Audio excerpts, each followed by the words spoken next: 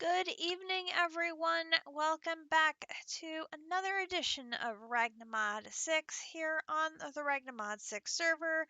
I'm Katiana, and we are back ready to pick up where we left off. Well, not exactly where we left off. I did do a little bit of work today since it is Memorial Day here in the States, and I took advantage of the holiday to get a little bit of work done and enjoyed my day off spending some time with JC, who was also streaming today on Ragnamod 6. He got his check mark for Britannia today. Well done, JC. And oh, looks like we've got some bad boys outside. Let us get out of here. That'll make them go away. And let's go here first. Oh, so I had a little bit of fun. I had mentioned that we are getting ready to have a spring festival here on the server, and District and Akumidori have been working on getting the place all spruced up, so to speak, with decorations. We've got tables and chairs and flowers and all that, and so we need to have some fun things to do. So I added some flowers from Sonicraft that are animated flowers, which are pretty cool, and I have built a dunking booth. So it is a very simple dunking booth. There are stairs over here on the side and a trapdoor for the participant to stand on. And the shooter stands from here. There is a bow right there for someone to use. They shoot the target. The trapdoors open up and drop them into the water down below. So a pretty simple little dunking booth. Something, would be very common in a summer type festival, because I thought we were going to go straight to the summer. No, apparently we're doing a spring and summer. So got this set up today, and I'm thinking most everybody on the server has the water breathing token, so hopefully nobody will drown in the water. I hope. There'll be water under there. And if they get stuck, they can slash home to get out quickly.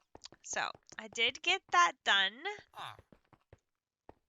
I know. I was very glad I got that taken care of. So that's off my to-do list. Hello, JC. Just showing off what I got done today. So I got my dunking booth done. And then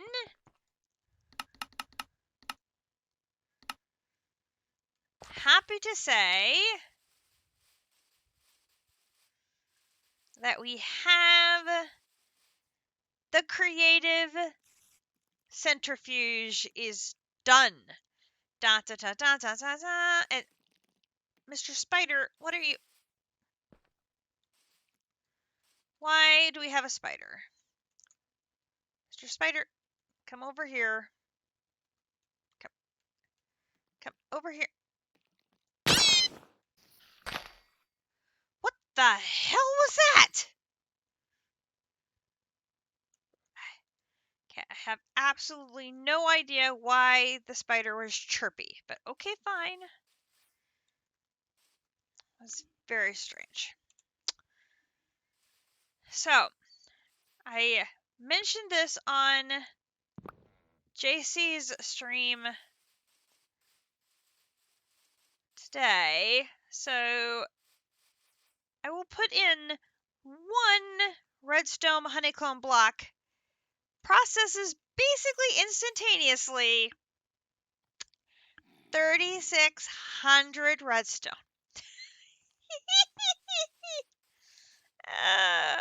Mr. Zombie.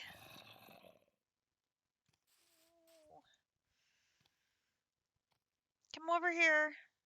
Away from everything. Goodbye. So 1 comb block is 3,600 units of whatever it is.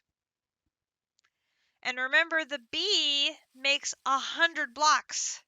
So that's 100 blocks times 3,600 units per block. That's a lot of stuff. Like a lot of stuff. I could make a lot of stuff. A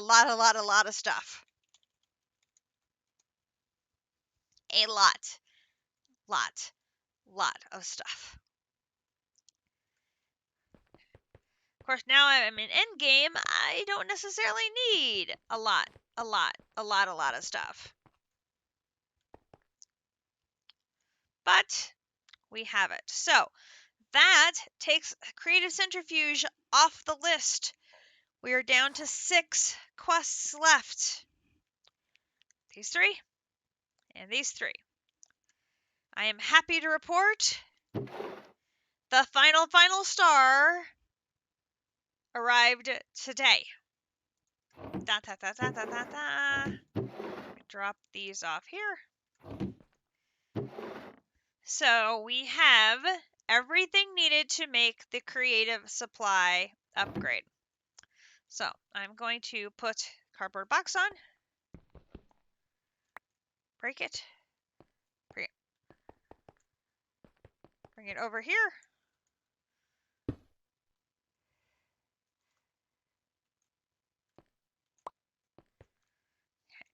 And then we're going to move everything up here.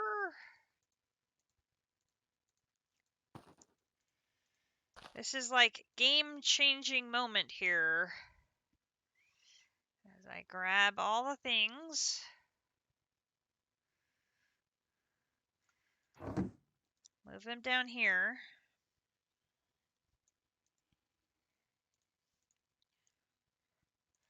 And of course, a bunch of these things don't stack. So I'll take a little bit to get them all down into the table. Okay, here we go. So here's all of these, this. I think that's everybody. So then we're going to do a creative supply upgrade right here, here, here. Boom, creative supply upgrade. Another one off the list. Boom. Get my spreadsheet up here. That is 31, 86%. Only 14% left to go. Now, I have brought over the omnidirectional hopper from Pneumaticraft, which is what this little thing here is used. Hold shift to see what uses this upgrade. It can be used in either a liquid hopper or an omnidirectional hopper. So liquid hopper would basically give you infinite fluids. Omnidirectional hopper should give you infinite items. So I went ahead and brought over some speed upgrades so this thing will go fast. And we're going to put the creative supply upgrade in there. And I have changed it to leave 1 item per slot to filter.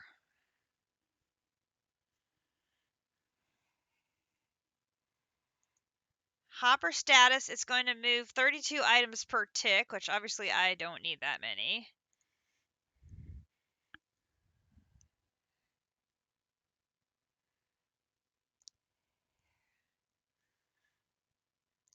And apparently what this allows you to do is have a hopper that will move in different directions from a traditional hopper that only goes, you know, one straight up and down direction.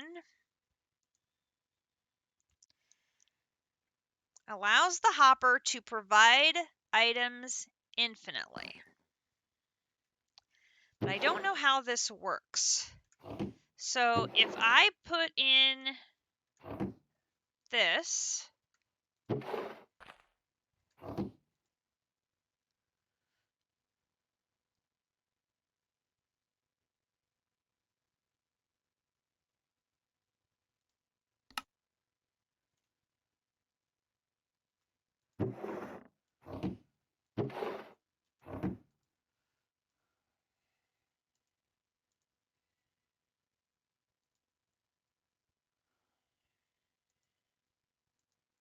it's always on.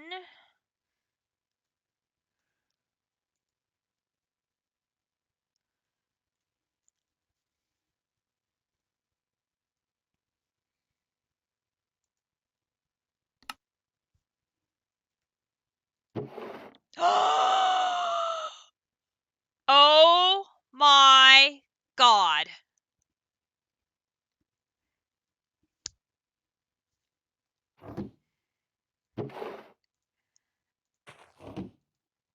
Can it do more than one item at once?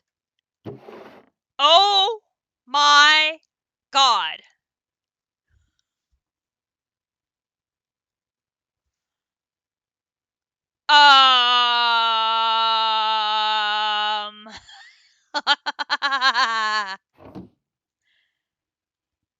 Okay, stopping now.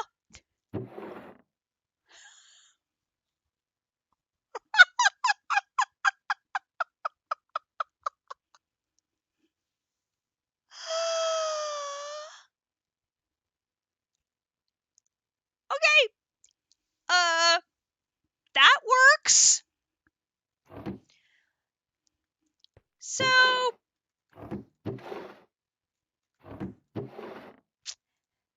I need creative generators. I don't need that many. Let's slow that down a little bit. Yeah, that's better. Oh my gosh. Let's stop there. 13. That's more than I need. That's like double what I need. Oh my God. Think of how many hours I spent standing on this setup, manually doing them before we automated it, and I just made all of that in, what, 10 seconds? Navy, look at what I just made in about 10 seconds.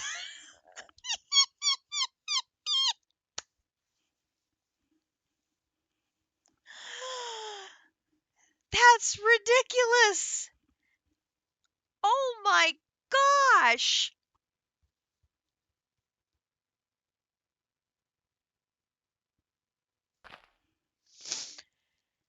I'm doing great now. Now the good news is I did not break any more teeth, which is what happened on Saturday, and I did not have any tree branches fall on my house, which was what happened yesterday. So we've had no catastrophes today whatsoever. Knock on wood. Day isn't over yet. And this worked exactly the way I hoped. That's ridiculous. Oh my gosh. So literally in a matter of seconds, we took one creative generator and made 13 more of them and now have 14. So we can take my mechanism armor off and add it to the collection here. Where are my boots? There are my boots. And we can grab all of the helmets. And we're going to come put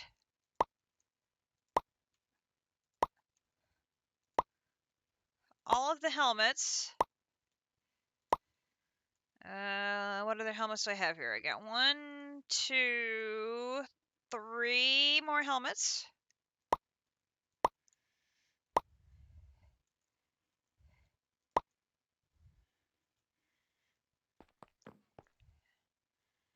And we're going to make the multi-armor.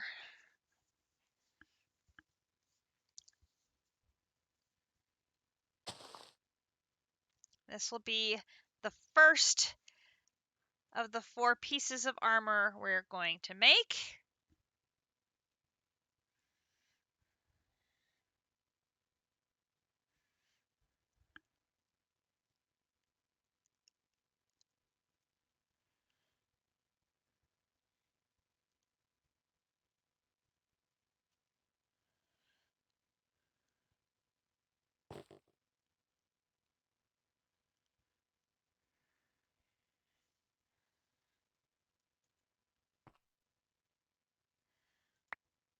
Oh no!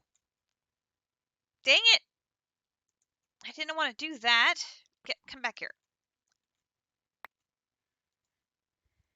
I messed that up.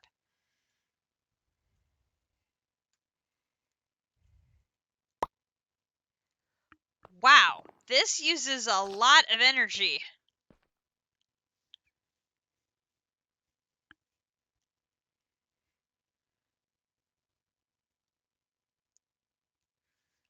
How much energy does each one of these take?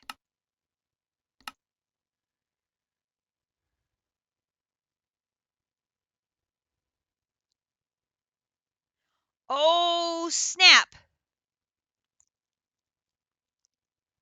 It needs to get 1,000,000 FE a tick.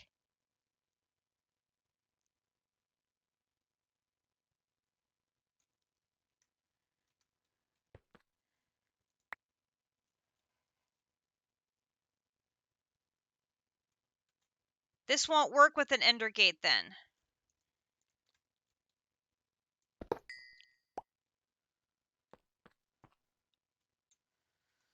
We need...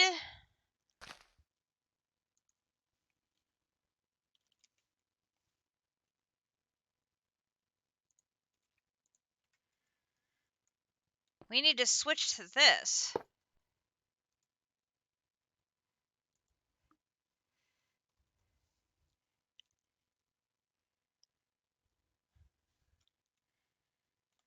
How much did I have that at? It was 1,000,000, right?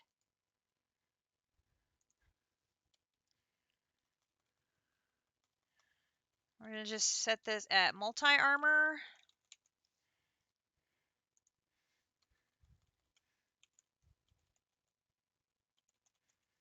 At 1,000,000.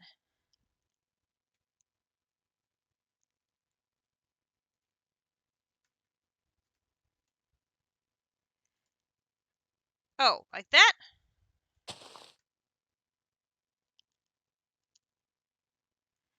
And then put this on.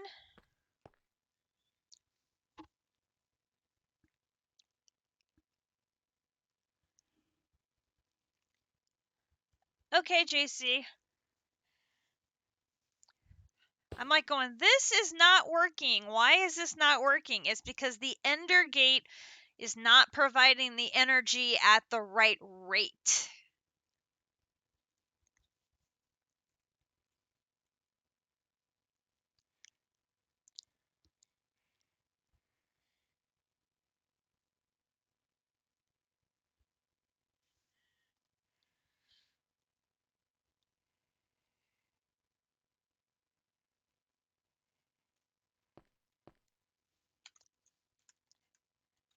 I might have to go check to make sure my... I'm going to be close. I'm going to have 2 quests left by the end of the night.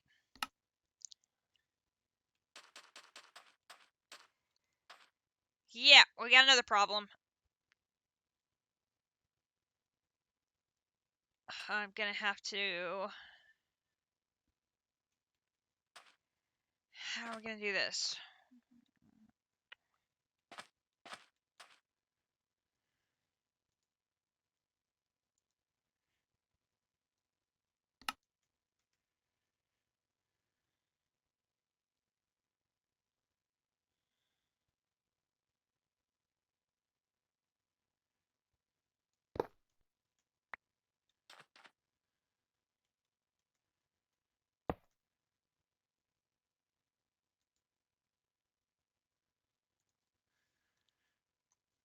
this have a limit?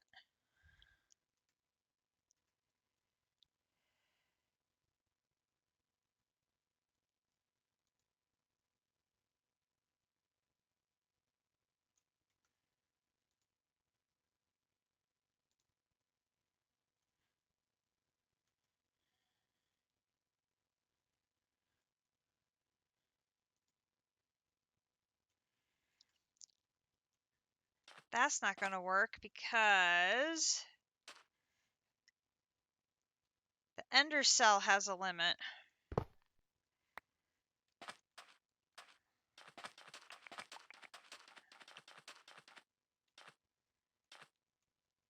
You do not. I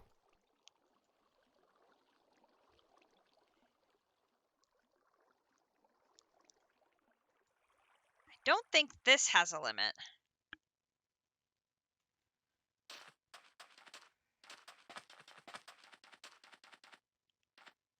There we go. I just need it temporarily to make these 4 pieces of armor, and then I can take it off. Nope, that's okay. I totally get it. I just need this temporarily.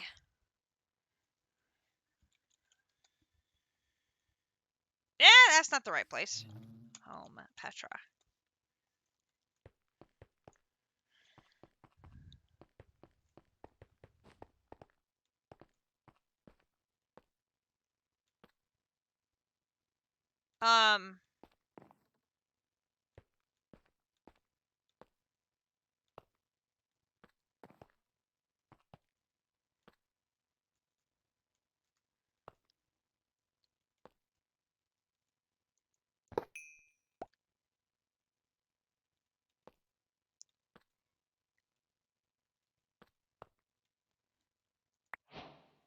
There's one.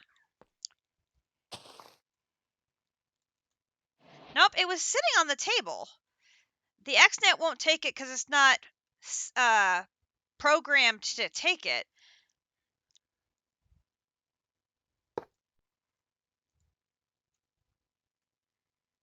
Okay, so then I probably I should be able to click on the table and pick it up, I think. I guess we'll have to see. All right, second one is the chest plates. All right, so here.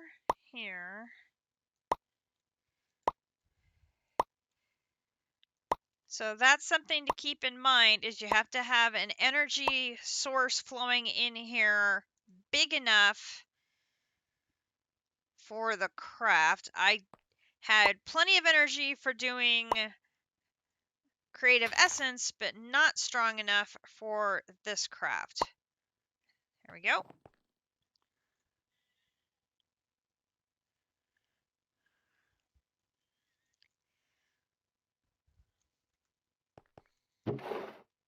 If I put this on, it'll start charging. So I don't want to put it on quite yet because I want all of the energy to be available for these crafts first. Hi, Krillin, how are you doing?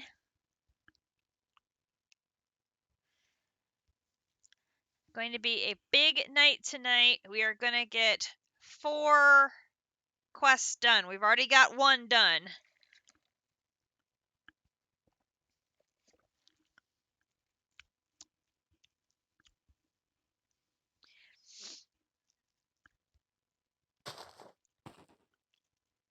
We have got 3 more to go.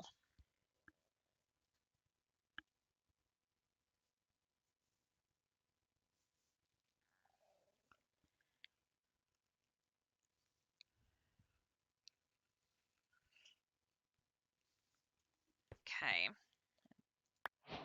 There is the chest plate.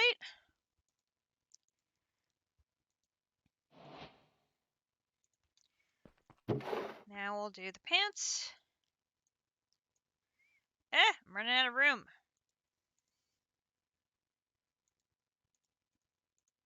Pants.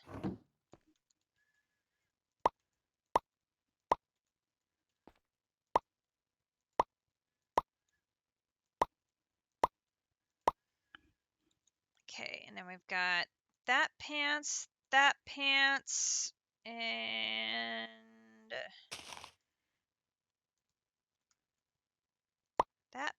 that pants, and a generator for the middle. It is quite the nice kerplop, isn't it? Plop, plop, plop, plop. Okay.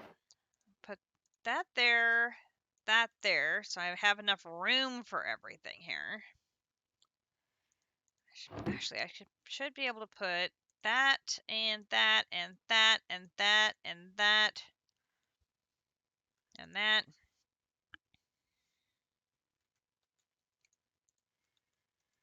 And my bucket.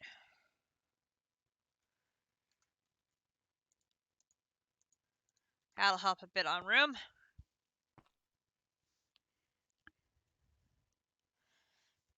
This is very exciting. I thought there was a chance we would have enough EMC to do this today. I knew it would be by tomorrow, but we made it. We made it by today.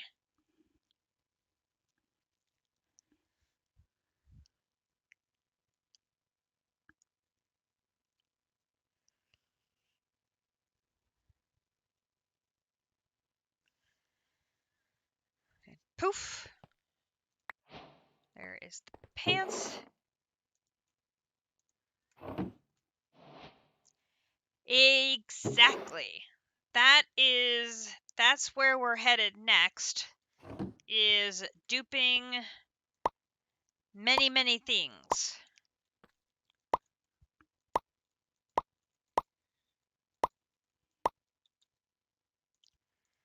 There will be a lot of duplication headed our way after we finish these quests.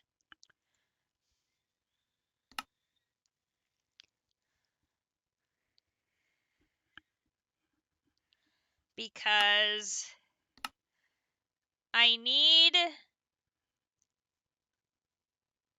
another one of these to make a crate. So what I can do is use the one that I have to duplicate the things needed to make a second one. So that means I have to make one more everlasting guilty pool. I have to make one tank. I have to make one fluid tank. I have to make one 262M storage part.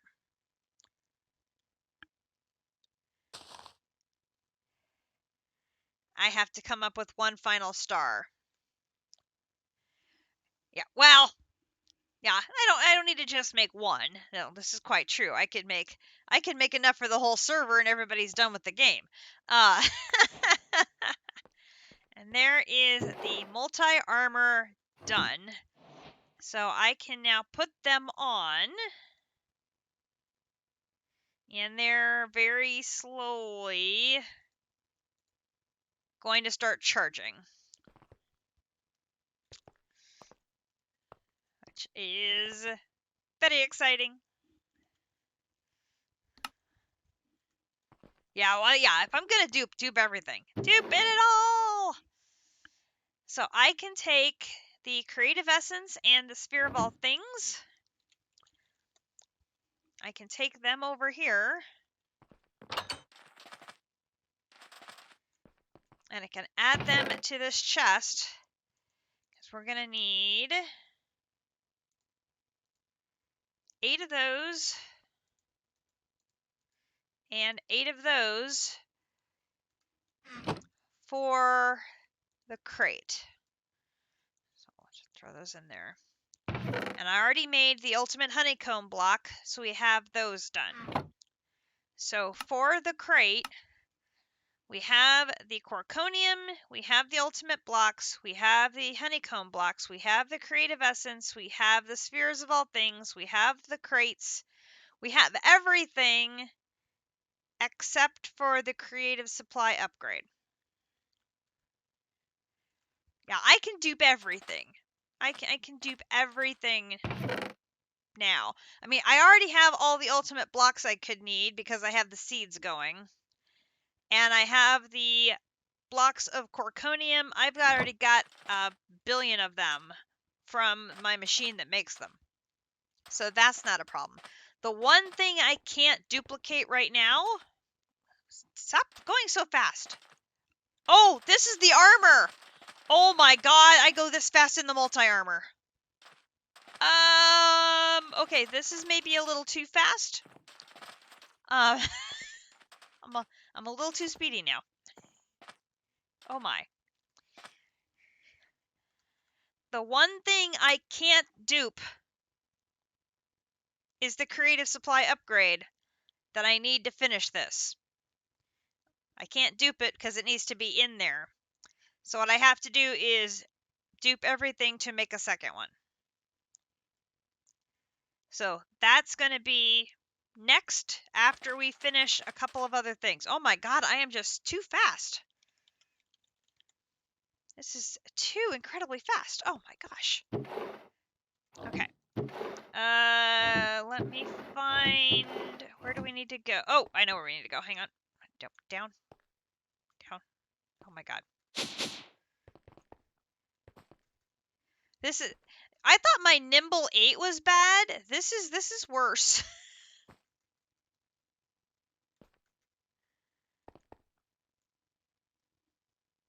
This is speed 5. Speed 5 is worse than Nimble 8. I'm surprised to... Thank you. Oh my god. Okay. Go. Door. Okay. So, we had set up over here. Oh my god. Oh my gosh. Go. Stop. Not so fast. Okay.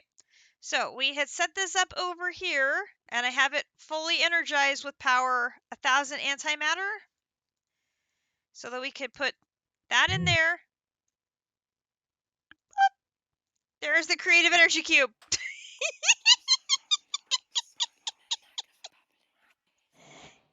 That literally took like a second.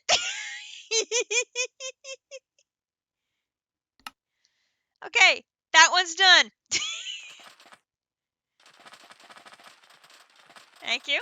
Okay, now we're literally, let's run over. Maybe we'll fly over, it might be safer. Oh my god. Okay, so now over here. And oh, it's now fully charged. Of course, it's infinite power, but oh my gosh. Okay, so now we are going to get all of these, this and this. And, oh my god. 1, 2, 3, 4, 5, 6, 7, 8. And 1. Those can go there. And those can go there. And in the middle here is going to go another one of my generators? No, these have to be separated. Hang on. Okay, I'll put one of you there. I'll put that one there. And 1, 2, 3, 4. So 1 there, 1 there, 1 there, and 1 there. And here is creative capacitor. Go.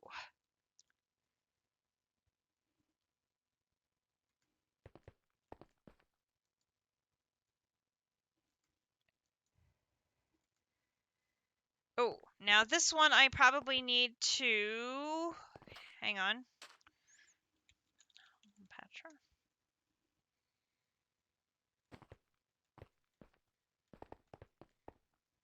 Oh my god. Not this fast. No, this is... No. This is too fast.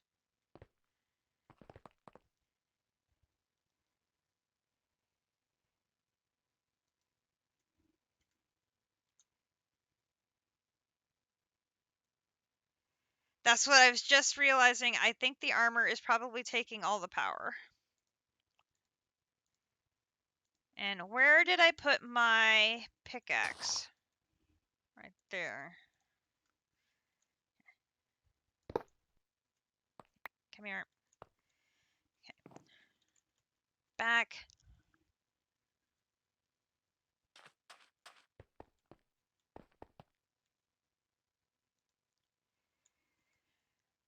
I think I also probably moved the plug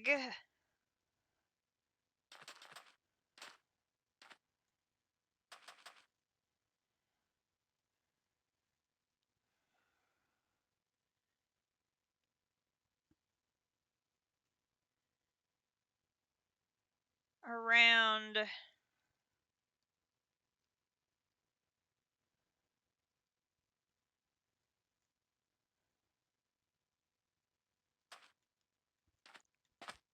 Okay, so you have all the energy.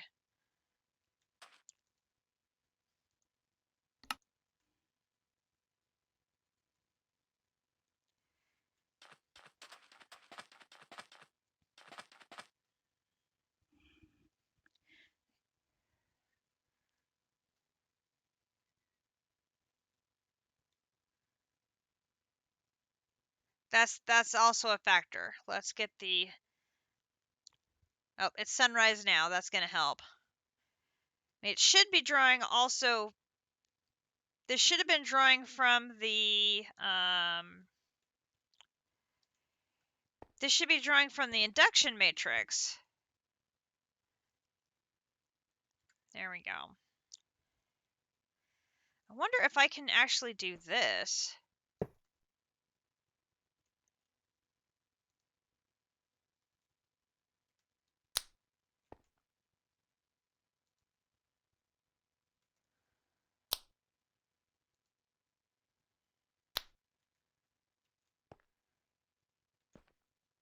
That does not seem to be plugged in.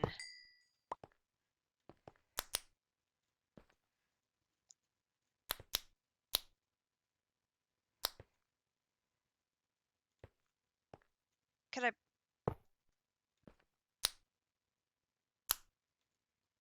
I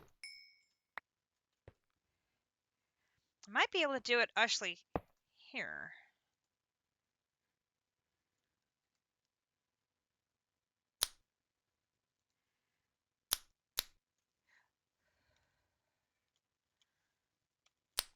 Well, but that would, oh, that's a good idea.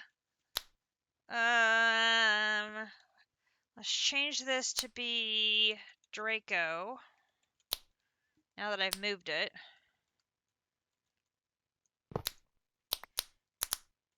All the red pipe is connected now. Interesting.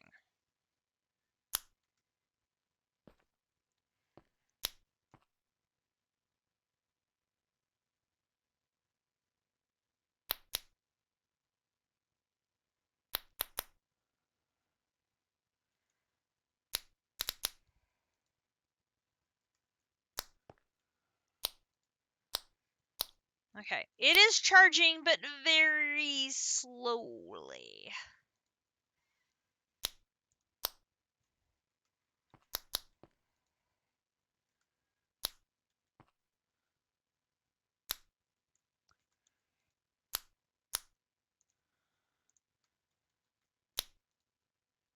There we go. And give me one of these. Bink.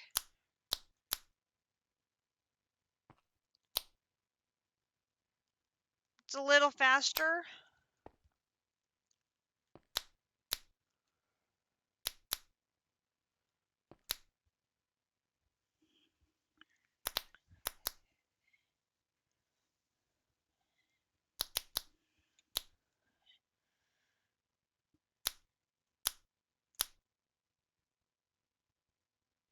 There we go. It's getting there.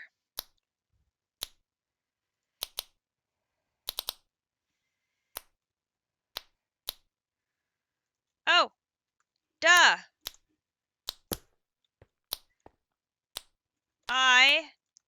had?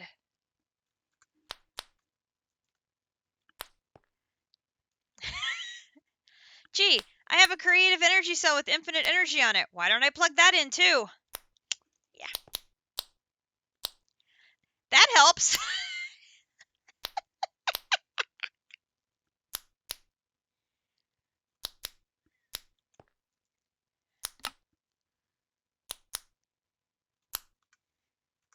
That'll help. Ding, ding, ding. There's a reason I went in that order. Was to get this one first.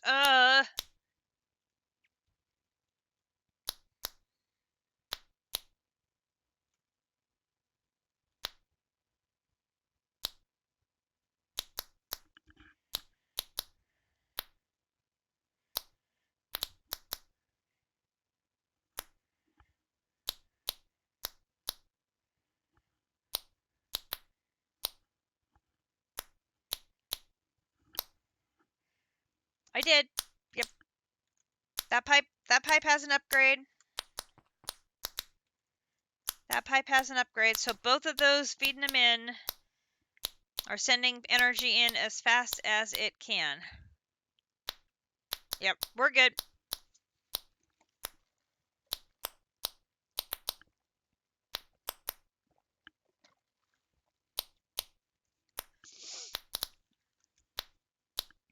Getting cheese. There we go. And boom. Creative capacitor. And I'll pick that up. Pick that up. Grab that. Okay. Let's take these. Thank you. Thank you very much. Let's take these back upstairs.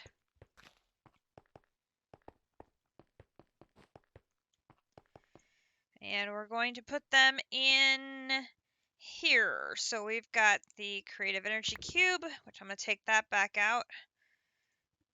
Ooh, that does sound good.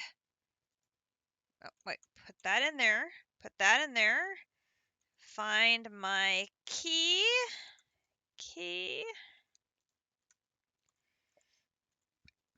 Lock that drawer. Okay. So that one is now locked. I can take that out so I have my infinite energy on hand as needed. I did not put the generators in yet, so we'll go ahead and put the generators over here. Okay, so that takes care of those three there. This we got earlier today, and we got that one there.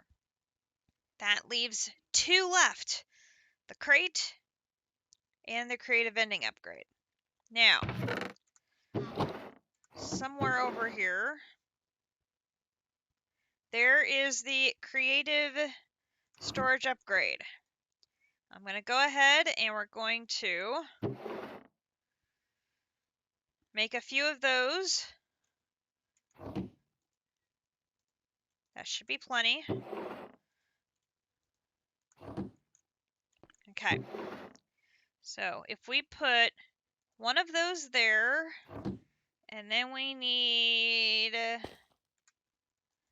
sticks.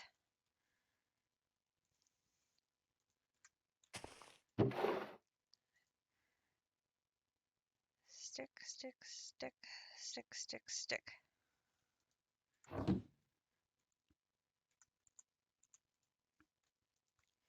Okay. That is the layout for the creative ending upgrade. The only thing we're missing are the two chests.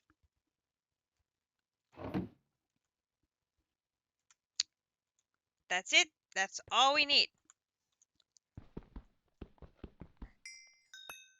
And I put a hole in the wall again. And where did it go? It's on the ground.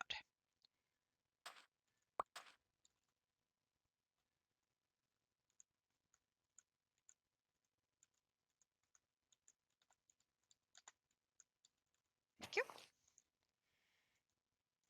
I have lost track of how many times I have done that. Thank you. Okay. So you can, no, not throw it down. Pick it up. Thank you. Okay. So now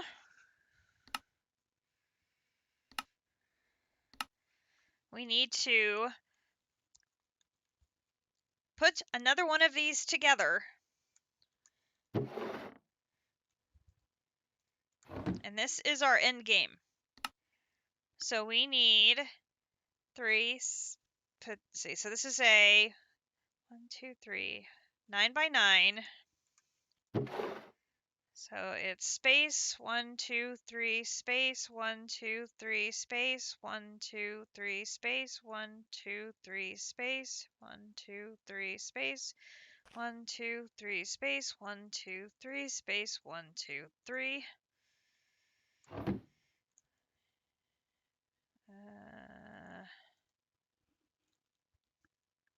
Okay, so that's all of that. Then we need a bunch of advanced PCBs, which I have.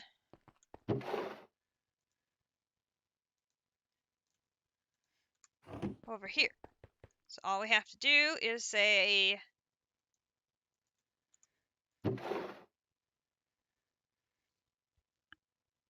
make me a whole bunch of those, please.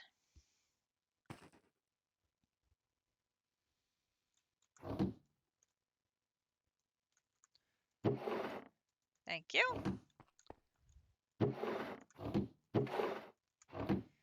Okay, and these go filling in the corners. So right here, here, here, here, here, here, here, here, here, here, here, here, here, here, here, here. Okay, and we can put the rest of those away. All right. So then we're going to need inventory upgrades. We need 8 of those. I believe those are easy enough to make that we can just make them. We don't need to clone everything.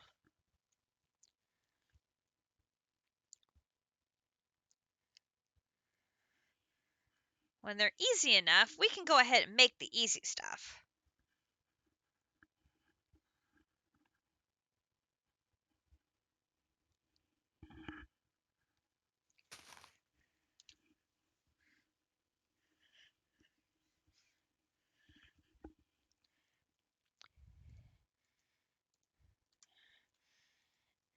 Here's where we're going to have the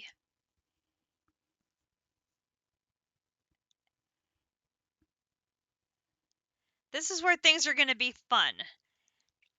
Where I think we could finish the pack tonight because I think I'm going to be sneaky. I think I'm going to be sneaky.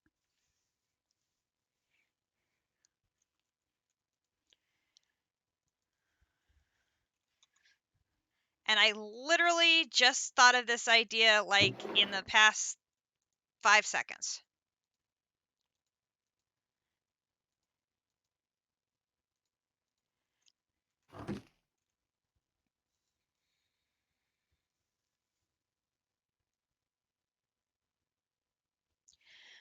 The biggest thing we can get EMC for is a Colossal Star Omega.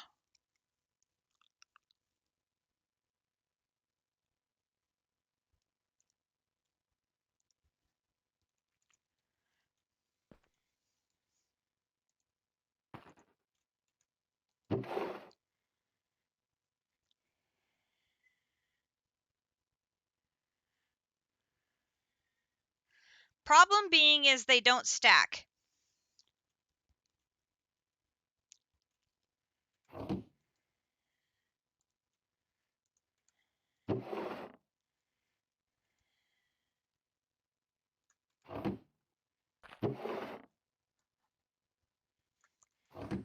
But see, every 9 of those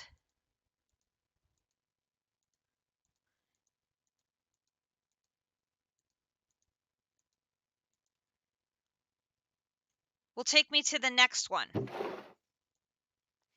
So I don't want to make gallons of these. I just want to make 9.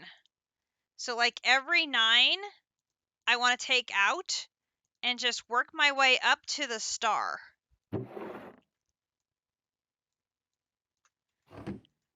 It literally just dawned on me I can do this.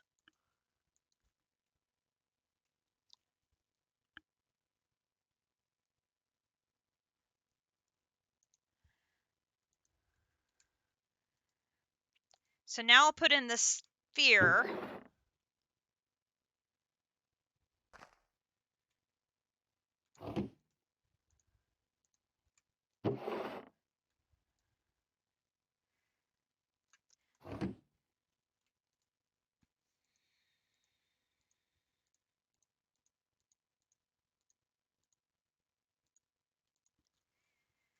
Okay, I'm going to put a bunch of this other stuff away so I have... Oh, not you.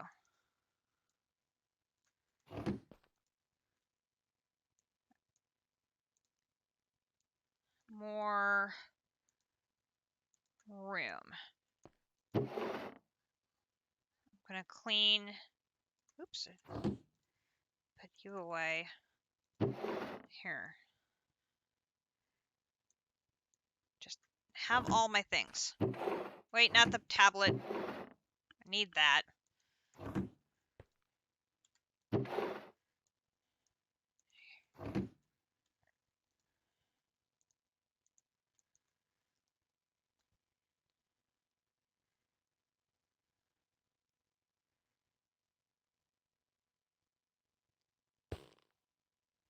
What's after the omega? Oh no, that's what I wanted. I want the omegas to make the shards. Hang on. So I need 1, 2, 3, 4, 5, 6, 7, 8, 9. And then I want another star. 1, 2, 3, 4, 5, 6, 7, 8. There's the shard. Okay, put that away. Shard. Oh my god. Oh my god.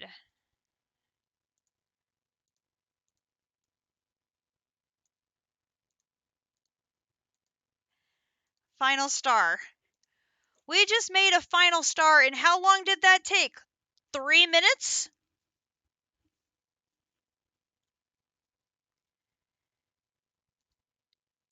Oh, sorry. We just made 2 final stars in...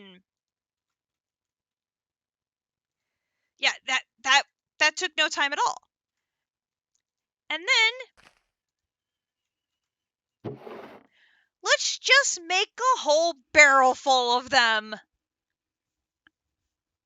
Because I flippin' can. Oh my god.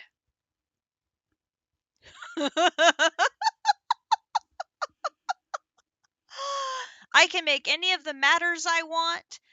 I can make anything I want in an infinite amount now. EMC for the win.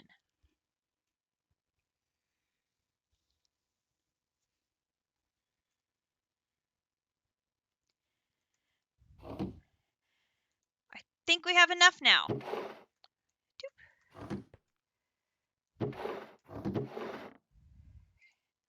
1, 2, 3, 4. Okay, so then we need our Where did I put them? Need 4 of these. Those are surrounding the center.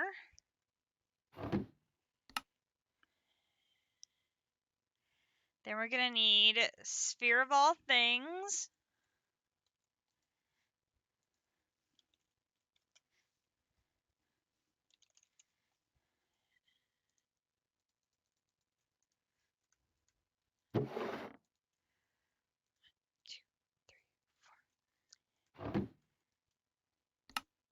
Okay, then we're going to need... Oh, this is going to be the problem.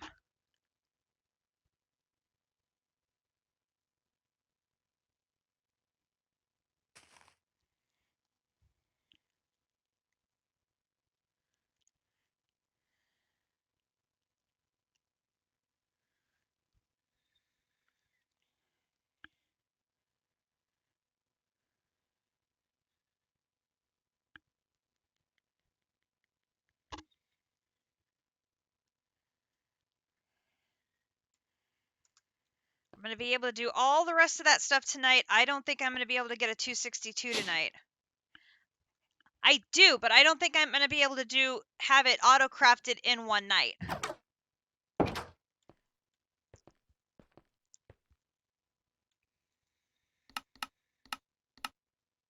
It takes so long to make one. I don't think it'll get one done in one night. I have the materials for an everlasting guilty pool right here. And as long as all of my pools are full... Oh! JC, you're a genius! JC for the win again.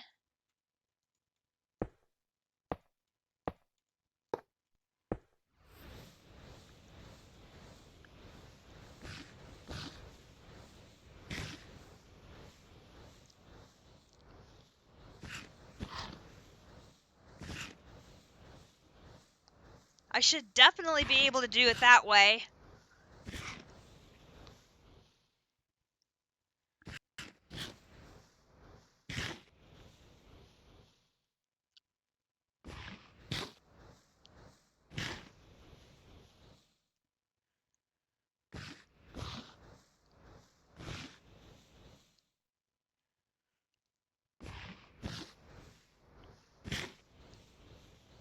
Well, even if I just craft the smallest one, it will not take me long to dupe it up.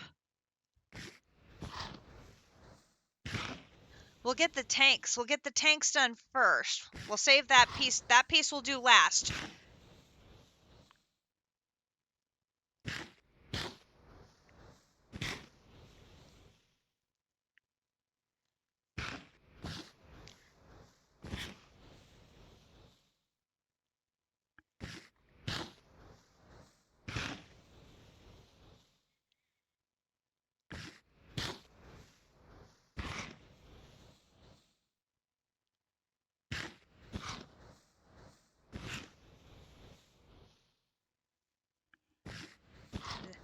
It's only 7:30. We might finish this pack tonight.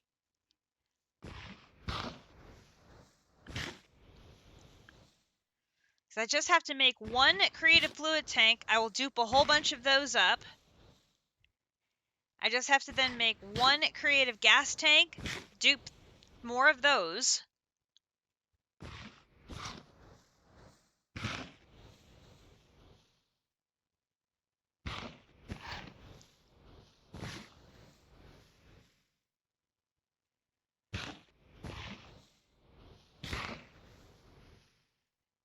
Should be done just in a minute. There we go.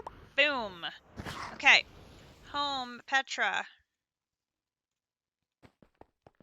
Oh my gosh. Okay. So we're going to plop that in there. Let's just say we're going to go with, we'll have a few. There's 16 everlasting guilty pools. Just like that. Boom. And those go outside of here. So that's going to be 1, 2, 3, 4. I'll just put those in there. Oh, that one in the center. Ugh.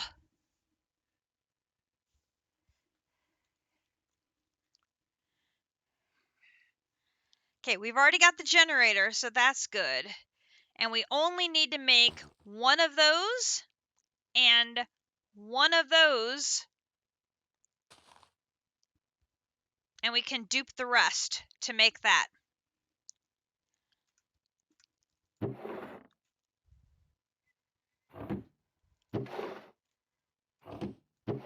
That one's empty. Okay, let's grab. Where's my pick at? Pick. No, I didn't make that one yet. I broke the wall again. Oh my god.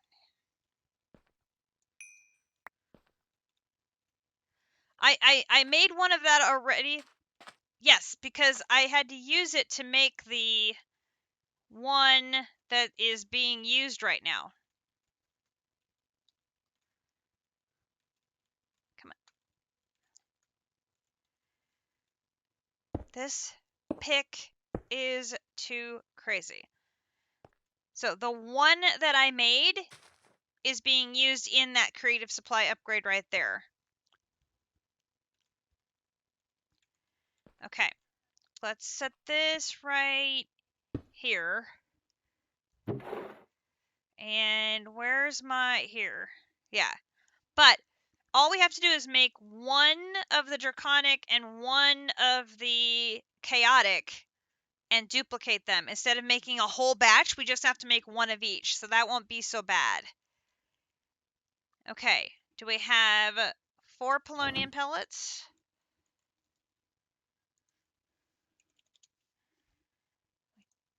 1, 2, 3, 4. Yep, we're gonna dupe the tanks. That is exactly what we're gonna do. There is 4 polonium. Then I need 10 osmium crystals. 1, 2, 3, 4. And here is my dirty netherite scrap. So we've got that, and we have that. Okay, so we've got this, this, and this. Then I'm going to need 4 fading matter.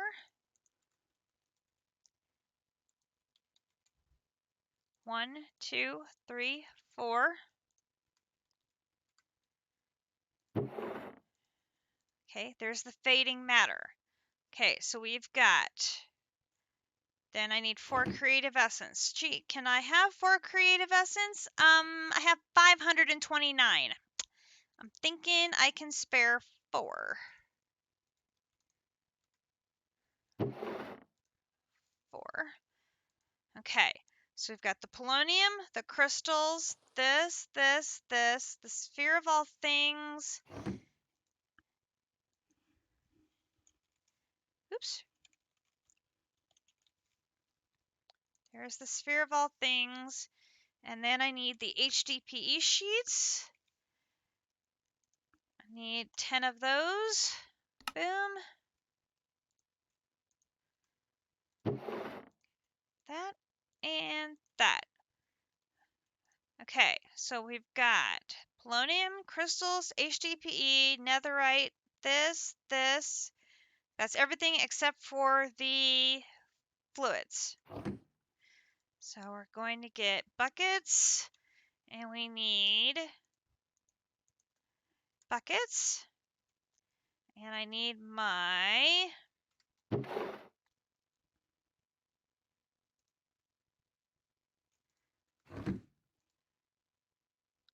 where did my cardboard box go again? I have cardboard box.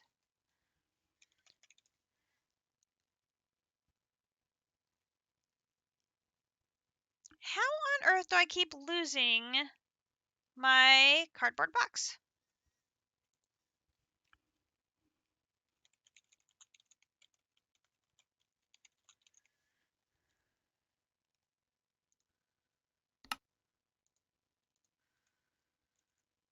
Okay, it's this one I want with me. Okay, to spawn we go.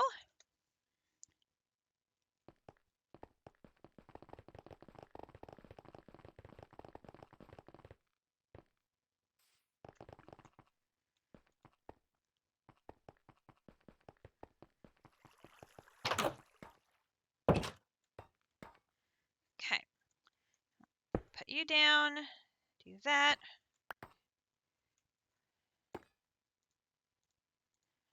Move everything up here. I am running around naked, no armor except for my chaotic one. It looks very strange. Okay, we just need one bucket of everything. 1, 2, 3, 4, 5, 6, 7, 8, 9.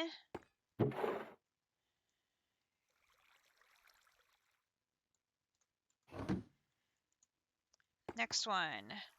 1, 2, 3, 4, 5, 6, 7, 8, 9.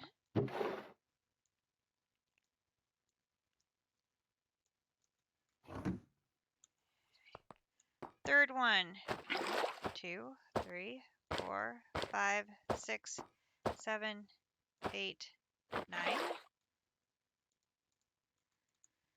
And then 1, 2, 3, 4, 5, 6, 7, 8, 9. Okay.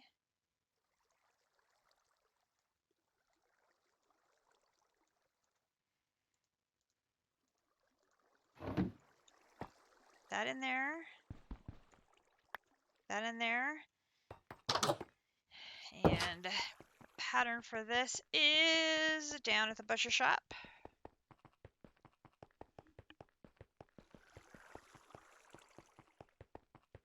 Hello, dragons. Goodbye, dragons.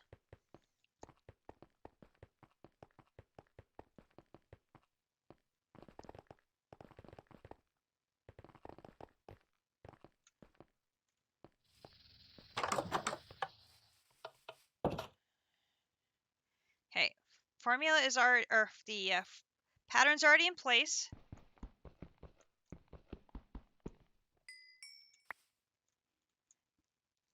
That there. Take that off. And it's already filling in.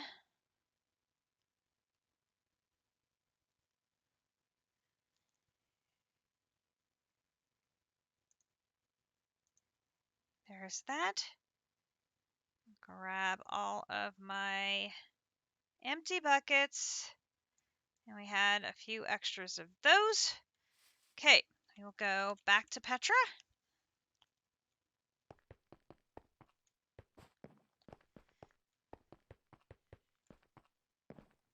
Okay, and now we will drop that in there.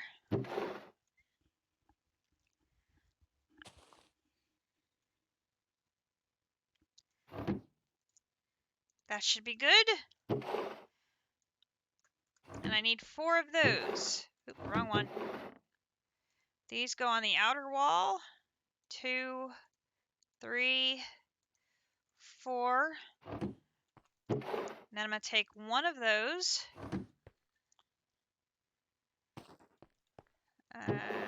We'll borrow you. The creative tank.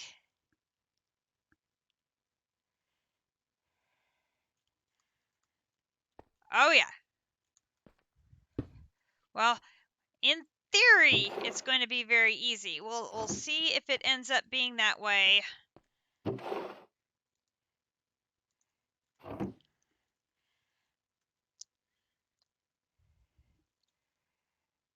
Okay, so now to make one of these, we need 4 gas upgrades. I think I might have those actually in mechanism.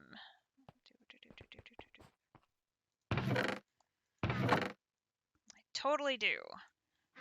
Back.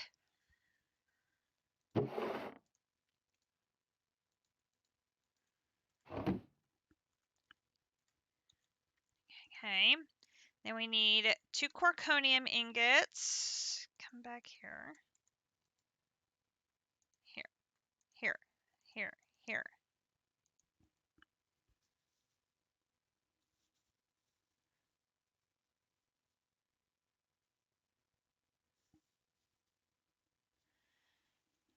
Corconium ingots. I need 2 of you. And those go here and here. Then I need 2 creative essence. Creative essence, 2 of you. Those go opposite corners. Okay, then I need 4 polonium pellets.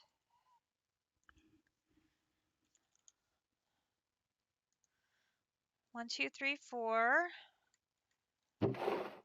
Those go in the corners. Then I'm going to need, stop hitting the wrong button. I need 4 ultimate chemical tanks. Ultimate chemical tanks. Here, go ahead and make those. Then while those are processing, we need to go and run and get our refilled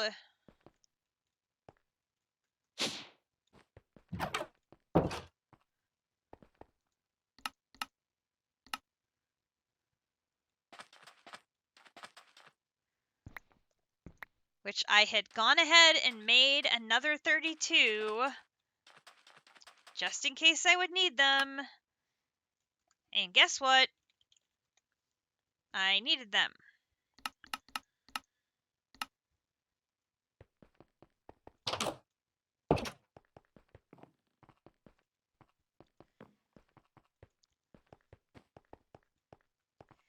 Okay, so these are filling in the corners. So here, here, here, here, here, here, here, here, and I actually have 24 left over. Pop them in there. Now we're just waiting for the ultimate tanks. 2 down, 2 to go.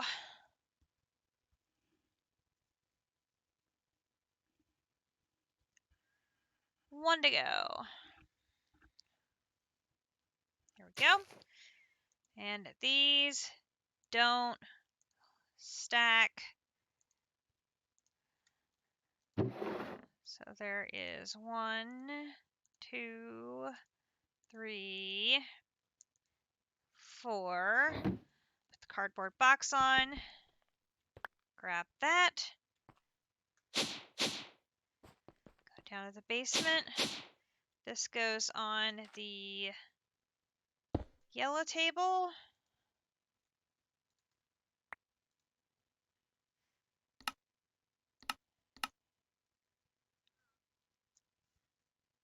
Was the yellow table, right? It is the yellow table. I thought I programmed that one. Obviously, I did not. Okay, fine.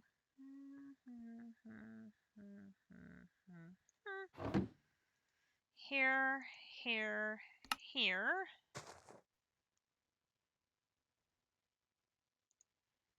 Creative chemical tank. Take that with me. Take this upstairs.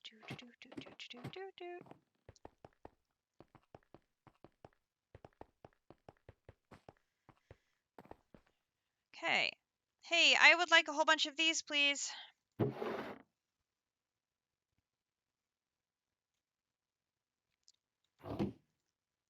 That'll do. 2 and 3. Okay, so 1, 2, 3, and 4. Okay. So let's look at the 262.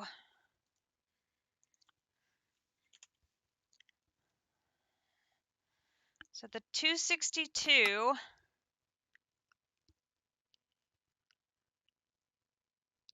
is made of the 65,536, which is made of the 16,384. First of all, let's look at what do I have down in my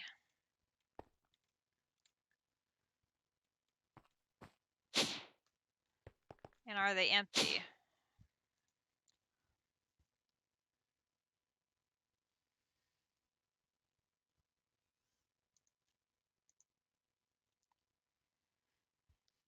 You have stuff on you, but you're empty.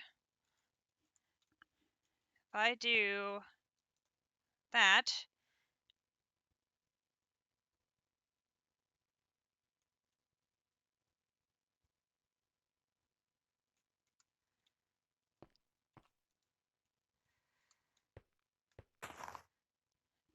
use.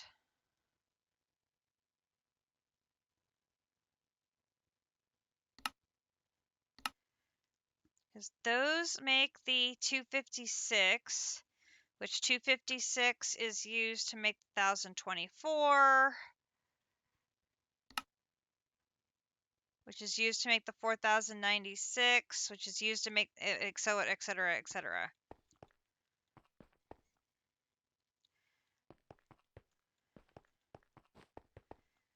Okay, so if I come up here and I do this,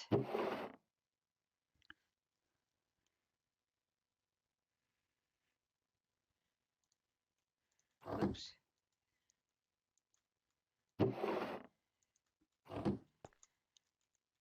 Okay, so if I put the 64s in there, let's see, 64 is used to make the 256. 256, if I want to make one of those, I can make a 256.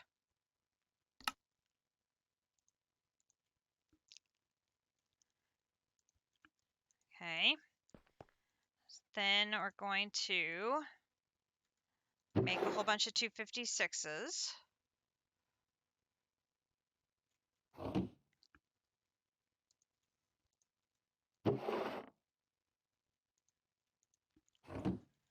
Okay, 256s is used to make 1,024. Then we've got 1,024.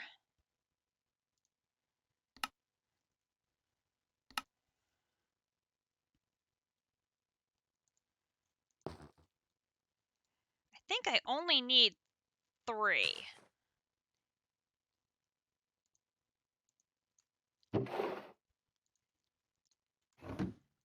Okay, this makes the 4,096.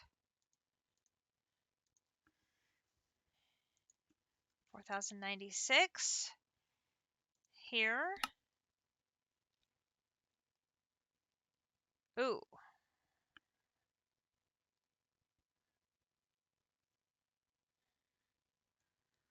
Okay, this is going to take a little bit of time only because it needs to crop the processors, it looks like. But it has the storage parts. But that should be good. We should be fine. Go. Okay, we'll still be here. There's the 496. So go in here. Boom. 2, 3, 4, done. And done. Okay. Use. So this is going to make the 16,384s. So we put this in here, and we need the 16,384. Here, I need one of you. Go. JC is a flippin' genius. 1, 2, 3, 4.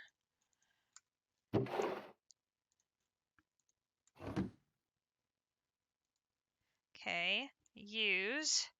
Now this is going to make the 65, 536.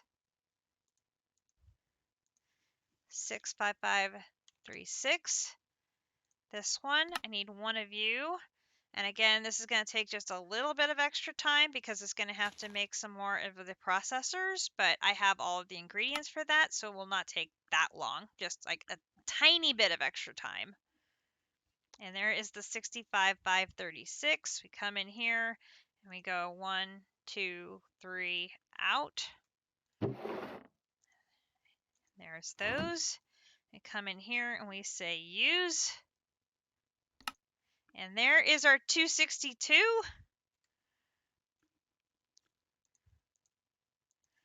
262. 1, 262. Boom. O-M frickin' G. We'll let that go a little bit longer.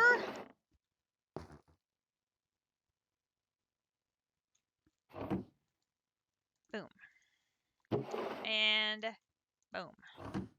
And here is our boom, boom, boom, boom, boom, boom, boom, boom. 262s are done. So now we just have the one in the center.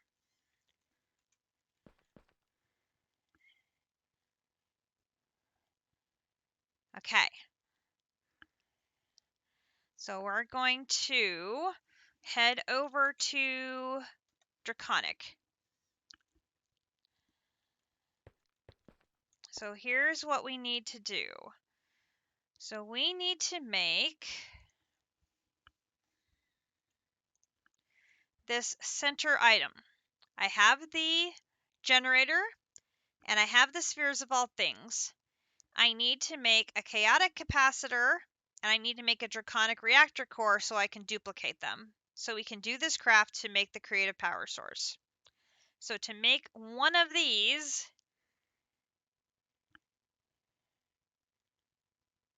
I have everything there. That's not a problem at all. So I need awakened 4 of these. Draconic.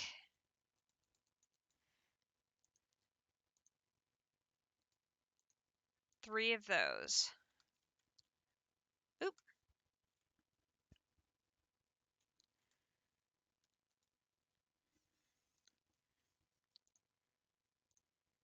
I need 2 large and 1 regular chaos shard. So large, I need 2 of those.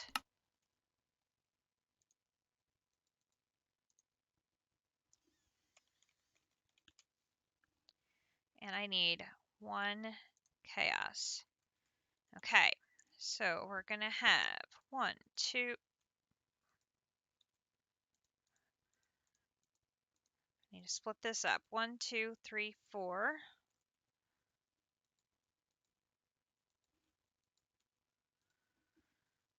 Split this up.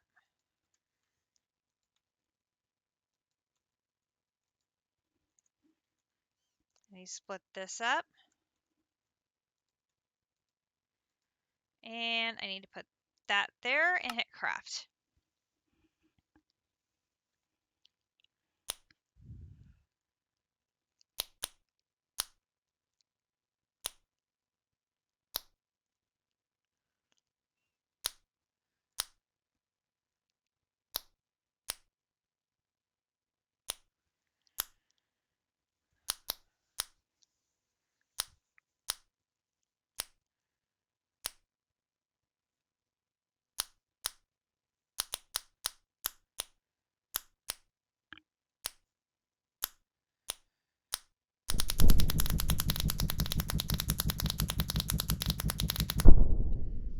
Okay, and there is that.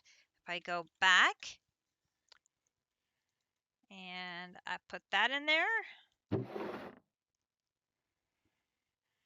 it's going to make us all the draconic reactor cores we could possibly need. Lovely.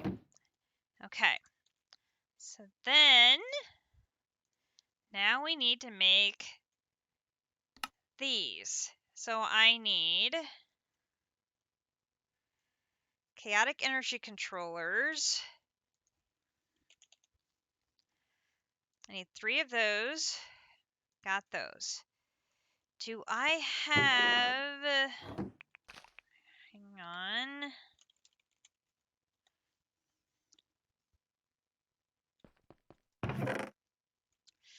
Don't have any of those already made, do I? No. Okay.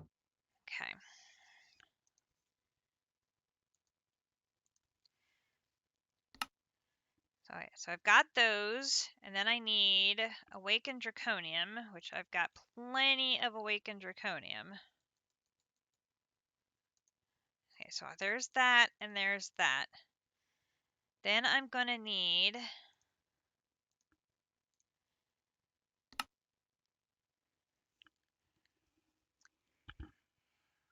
a Chaos Core.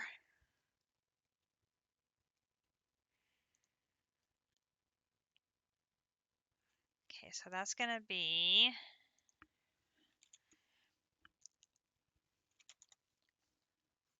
4 Wyvern,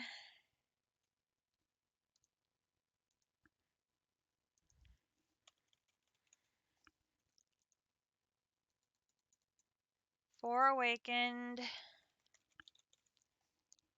and another star. So 1, 2, 3, 4.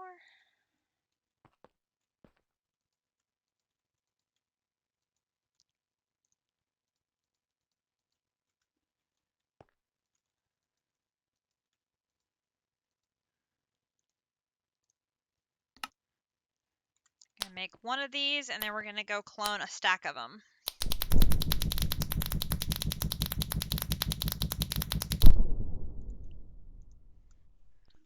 Back. Ah, wrong one.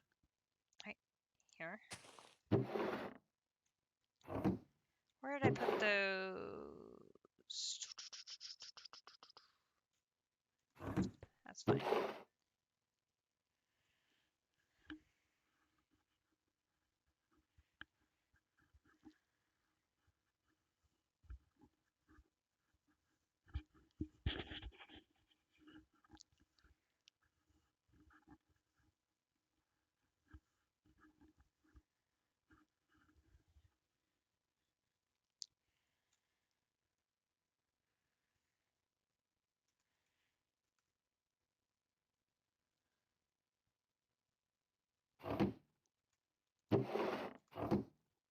Okay. That's more than a stack, but that is okay. Here, here, here. Okay, so we're gonna need 4 of those, 4 awakened, and 5 large chaos, which I should have large. Got those. And then awakened, awakened.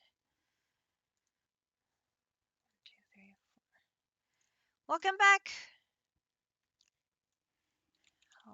Draconic. Just working on the center block now.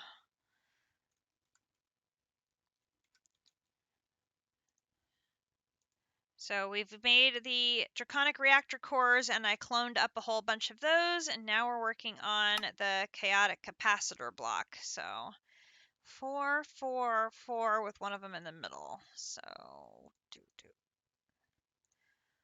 1, 2, 3, 4.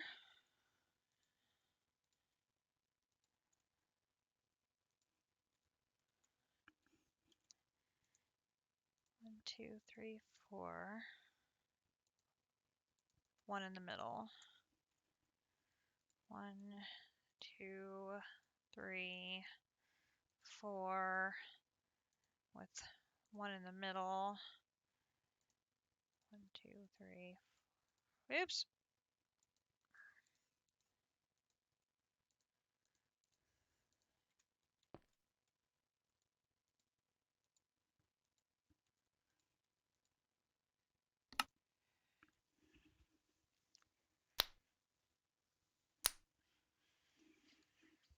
And I'm just making like a stack of, I made over a stack of the draconic cores. I'm going to make like a stack of the chaotic cores just to make sure I have all of these.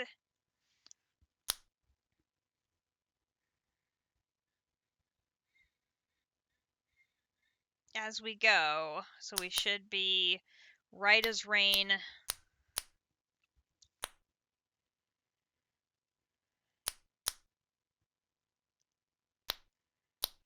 To do this last cap. A stretch from AV Navy.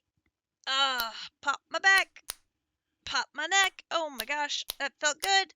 Thank you so much, AV Navy.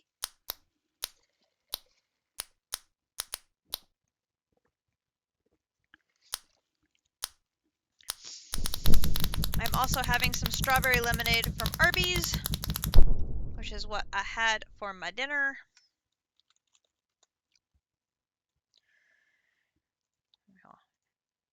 Pop that in there and clone us up a whole bunch of those.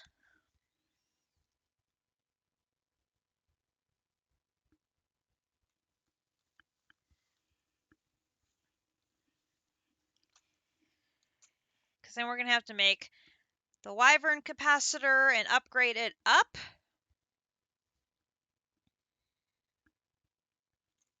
And then we should be good to go. Okay, so we'll go back to Draconic.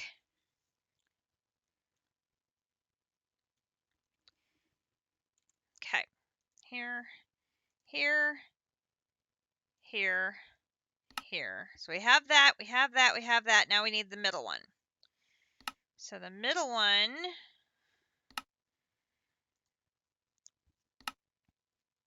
so we need 4 Wyvern, 4 Draconium ingots, and a Wyvern core to get the starting one. Okay, so we're going to start with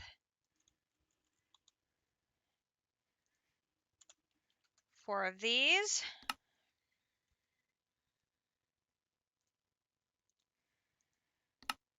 One of these.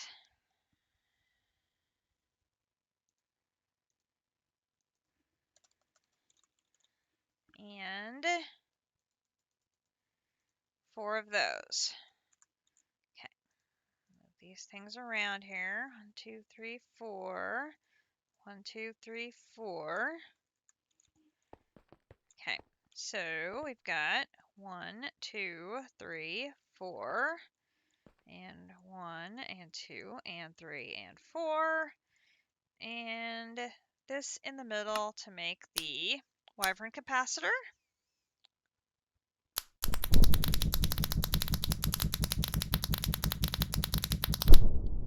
Okay, here's the Wyvern capacitor. Now, you make the Draconic capacitor, it's going to be 4 awakened, 3 Draconic with 1 Draconic core, and this on the side. So we're going to grab that. So we need this.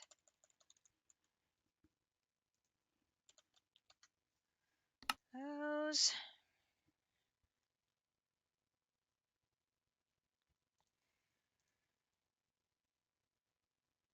And one of these.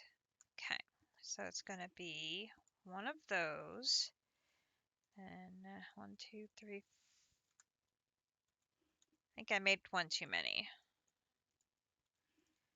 Should only be 3 of these. 1, 2, 3.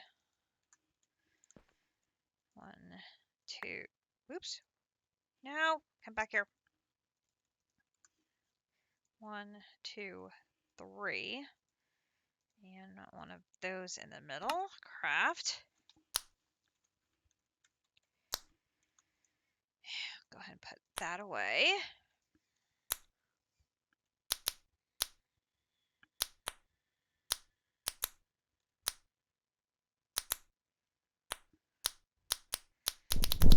Goes much faster when you're able to duplicate the ingredients and not have to wait on them. There is that. Okay, so then recipe on you. It's going to be 3 of you, 4 of you, 1 of you. So we've got Oh, wait. Those are 3 for my final craft, but I have more of them in here. Here. 1, 2, 3 of you. 1 of you.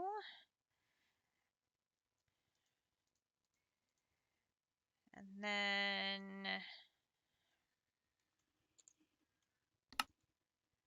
1 of you, 3 of you, 4 awakened. Awakened again. Awakened. 1, 2, 3, 4.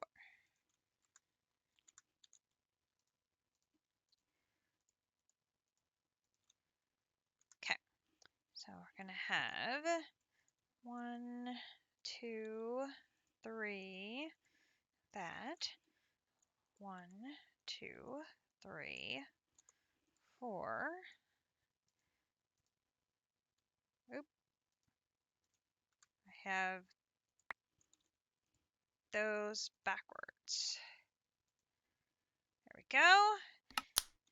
Chaotic capacitor.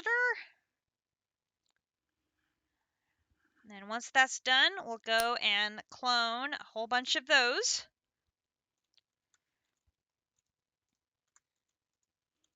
So we can put that and that and that away. That we can put away.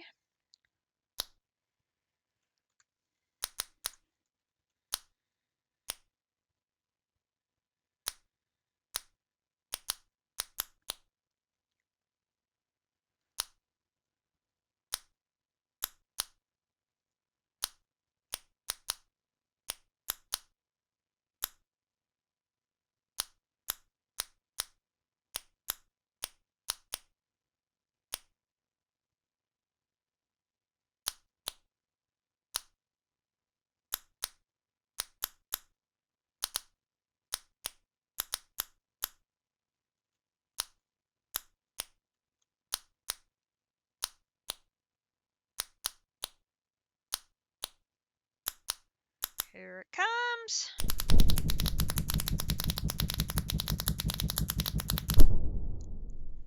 Okay, there it is. So then we're going to go back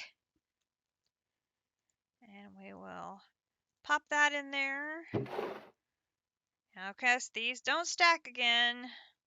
I'm going to pull that out before it overflows. 2, 3, 4, 5, 6, 7, 8. I believe that's how many we need. 1, 2, 3, it's 8. 4 of these, 2 of those. So I need to get 2 spheres of all things. I need 4 of those. I don't need those, but I do need one of my generators. Okay, I have that right now. It is 8 of those, 4 of those, 2 of those, and a generator, and a billion energy. So actually what I probably should do is grab... Oh no, I already had that with me, didn't I? Did I have it in here? I did. My creative energy cube.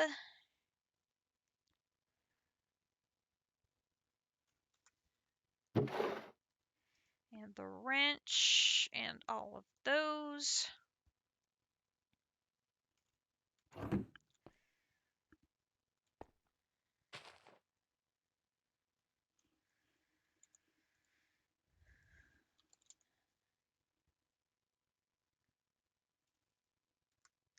Did I put the...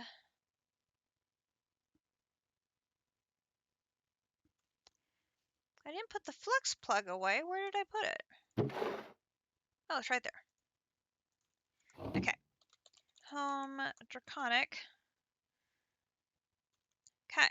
So let's get these put in here. So 1, 2, 3, 4, 5, 6, 7,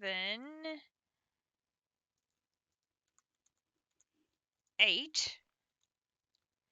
And And we have 1, 2, 3, 4. 1, 2, 3, 4.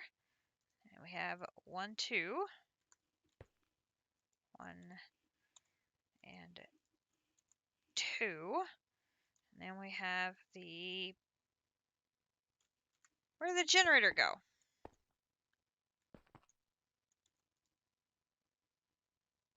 There it is. Okay. Generator goes in there. Now before I do that, let's go ahead and pop that down. And we'll go ahead and pop that down. And we'll go ahead and do that. And craft.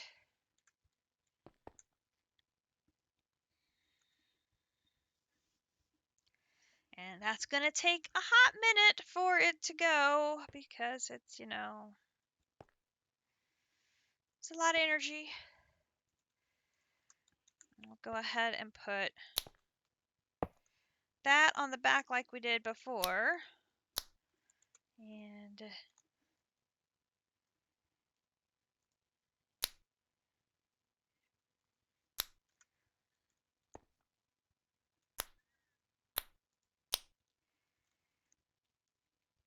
it's charging fairly quickly.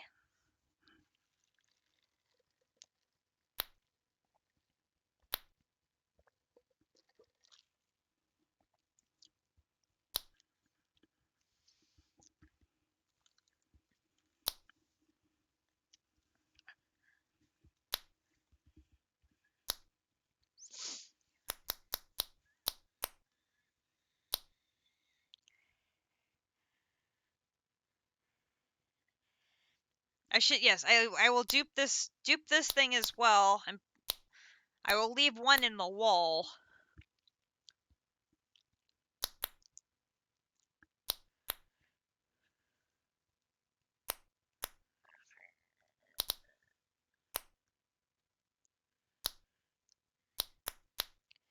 I should use my cardboard box and put a move that one obsidian barrel with all the final stars and move it to another side of the room and put a fresh one down.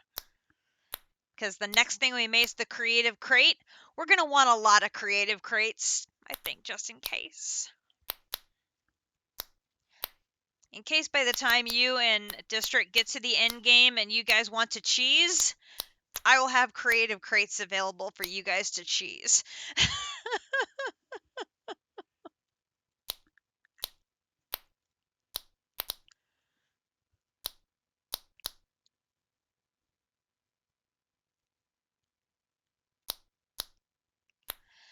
As I know when we got to the end of CT2, no, you'll be fine. When we got to the end of CT2, District was finishing up. You were at what you had decided you wanted to get done in CT2, and I basically took vending upgrades from Shifter so I could finish because I just wanted to be done so that I didn't get left behind in the new pack. So I was more than willing to get a little help and cheese a smidge, so...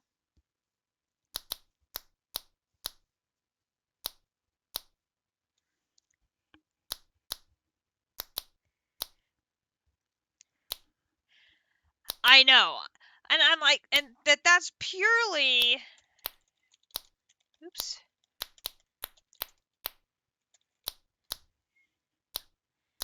A factor of I've played twice as long. But that's because I stream during the week, where District and JC, they only generally stream on the weekends. And so that gives me a big time advantage as far as how many hours I'm putting into the game. So, all right. We are going to make a bunch of creative power sources here.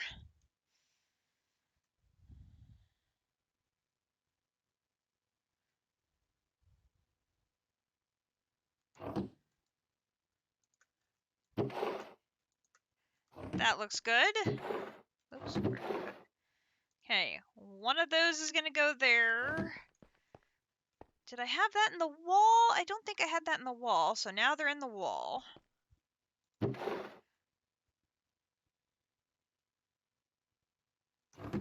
Where did I put the rest of the,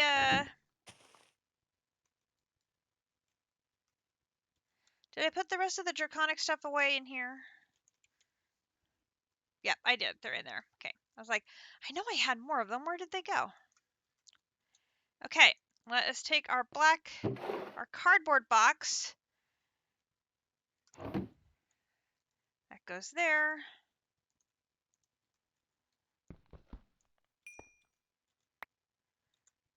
This is going to come back over to here. And again, this is not programmed into a table, so we're just going to pick everything up.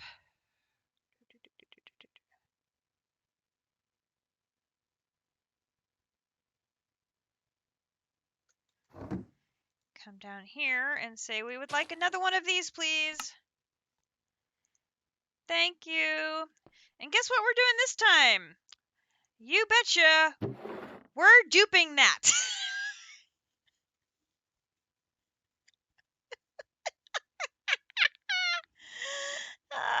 This is so goofy.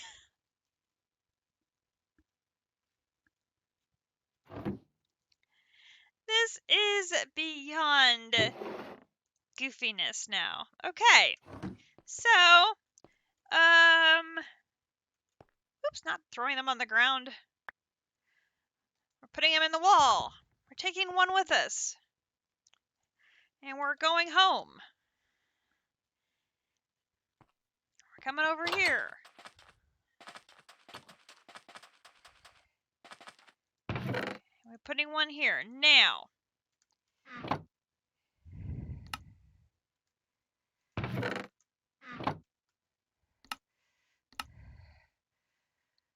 we've got that, that, that, that, and that. We should have everything in here. It's just now a matter of putting it in this great big giant crafter. Which, by the way, have you noticed? It's a big giant crafter.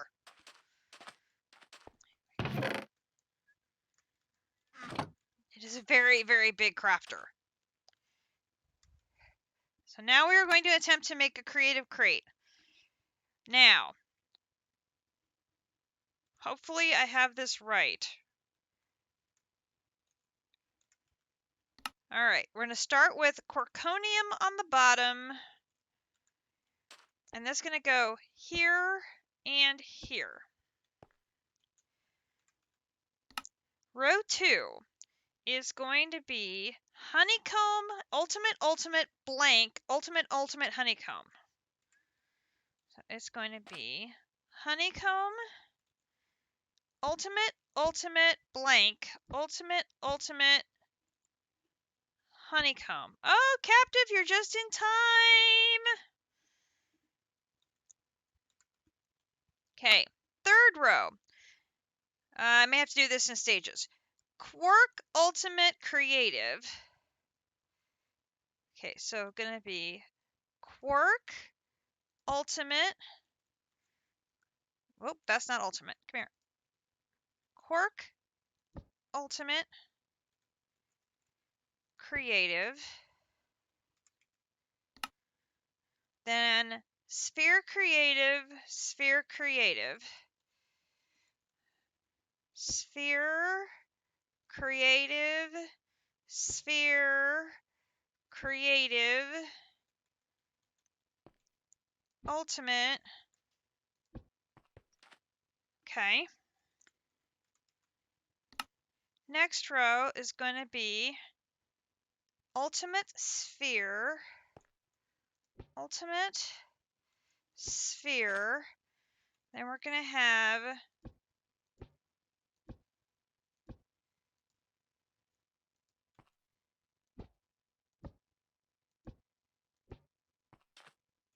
And I know this is going in the middle. Okay, then we're going to have a sphere there. We're going to have an ultimate there.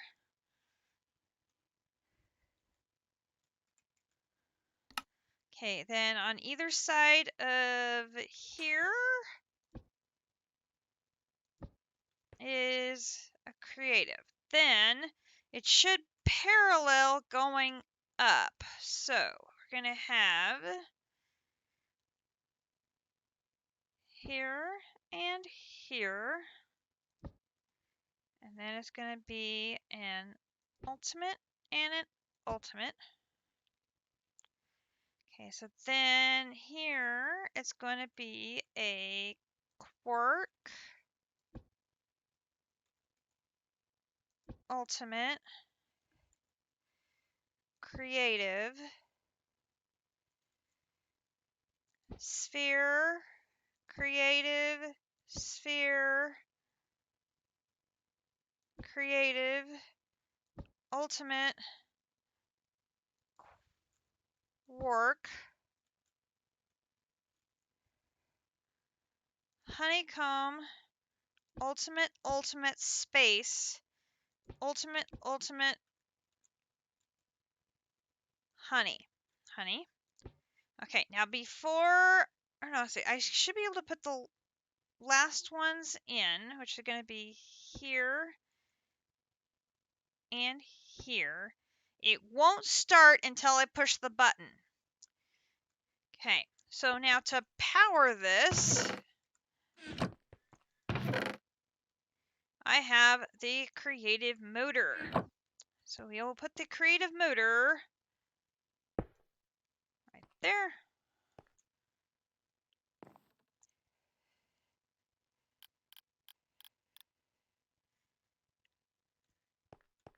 And we'll tell it to go fast because, you know, we can go fast. Okay. Here we go.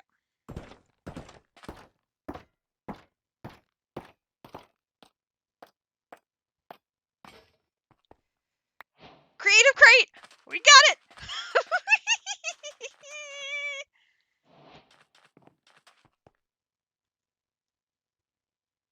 Yes! Okay. Thank you. Thank you very much. I forgot to bring my pickaxe so I could take the motor down. Hang on.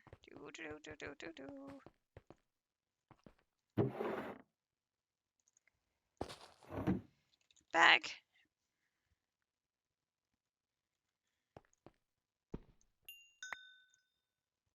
Motor come down. Okay. Home Petra.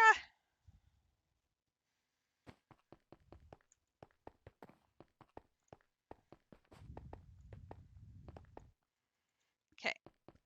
Creative motor can now go in the wall. Over to here. Creative crate.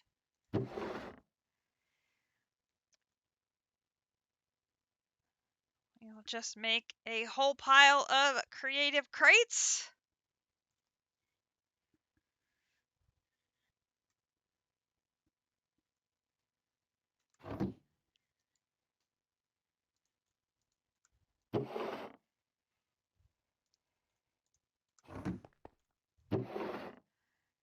We need 2.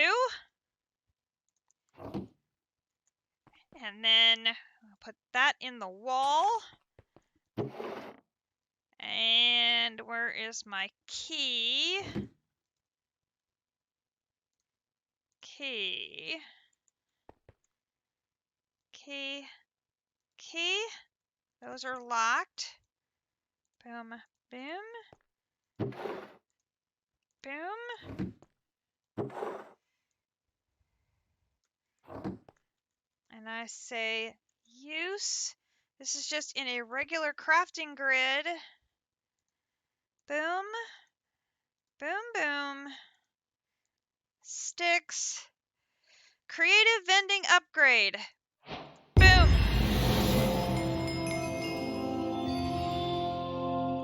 All chapters completed.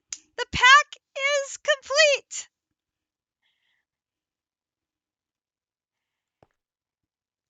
And then, because I can,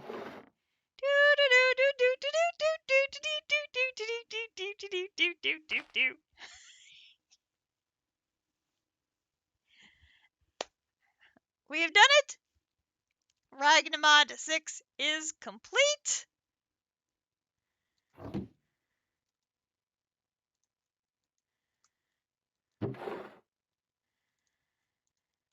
We can then come over here, we can put the creative vending upgrade in here. We can put the creative vending upgrade in here, and here, and here, and here, and here, and here, and here, and here, and here. Oh, that's right. You have to do something funky to actually put it into a drawer, but we already have this apparatus, which is going to allow us to clone anything we want anyway. So, wahahahahaha. I'll just leave that in there. And folks, with that, you actually get a second one for a reward on the final one. With that, we are complete. All chapters are done.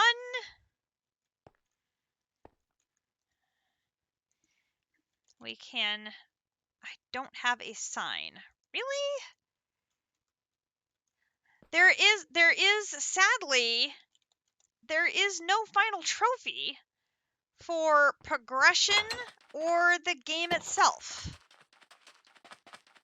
which I'm kind of disappointed by. So we're gonna make a sign. I know. So I made a sign for progression. When I finished Project E, I just made a sign for progression.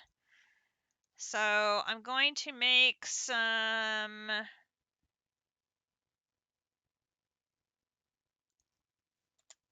planks.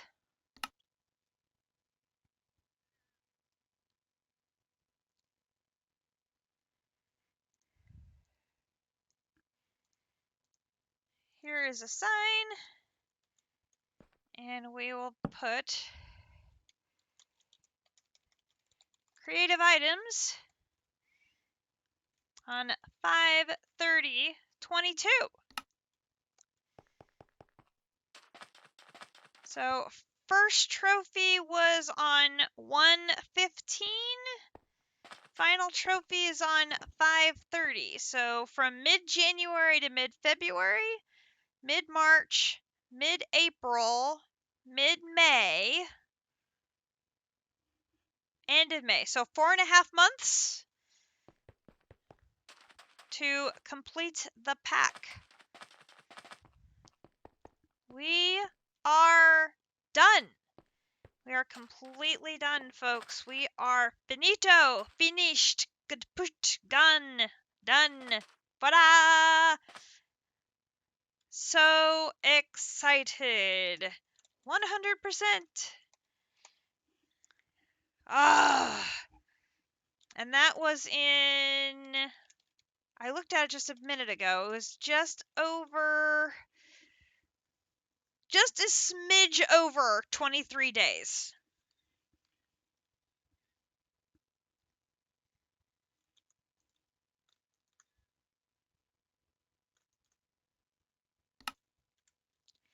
Just a smidge. The next pack I am going to do is called Breakout. It is, I believe it's still a 112 pack, unless they've upgraded it to 116. I need to actually double check that. It's a fun little mod pack, similar to Stoneblock, where you basically wake up inside of a small room and you have to break out. It was a pack that's actually the first mod pack I found Nick and Isaac on, the gang from Gaming on Caffeine, and I found their sense of humor to be infinitely delightful. and that pack is quite fun. It's a relatively quick play. It's not a long grindy pack like this one that 4.5 months. And JC actually has not seen Breakout. He's not familiar with the pack at all. So, and I don't think District is either. So I'm thinking that'll be fun. That neither one of them know the pack, and so I will be introducing them to it. So I think that'll be very fun. And I'm looking for something that's going to be a relatively quick play, so that I can basically fit that in while waiting for the guys to finish up their playthroughs of Ragnamod 6. So we've got about, an hour or so left that we can stream. So I think what I'm going to do is just do a little quick world tour of my base and how it came to be. The sort of theme of our base at Kumadori, my daughter and I played together as a team, and our idea here was to the idea was going to be to honor the ancient world, which is perfect because we're playing in a desert. And fortunately, so the server was originally up, and it got bugged because there was a bug in version 1.0 that came out of Ragnamod 6, and we had to start over. And so when we were exploring, we had found this location, Captive and I had. And so Captive became captivated, if you will, by this location over there, where it's this very cool arch. This was all a natural arch. And Captive's like, if I had known this was here, I would have built my base here. Well, we had to start over. And so he and I were like, well, if we have to start over, I think I'll move over here. And I'm like, well, if you're starting over, I'll start over and take the desert next to you and we'll be neighbors. And he's like, that would be cool. So that is exactly what we did. He moved from where he had originally started his base to over here, and I moved my base to the desert over here. And the original idea for my base was the temple at Petra, which this is my Petra, very very loosely based off the original Petra, very very loosely based off of Petra. And so the idea was to have this desert base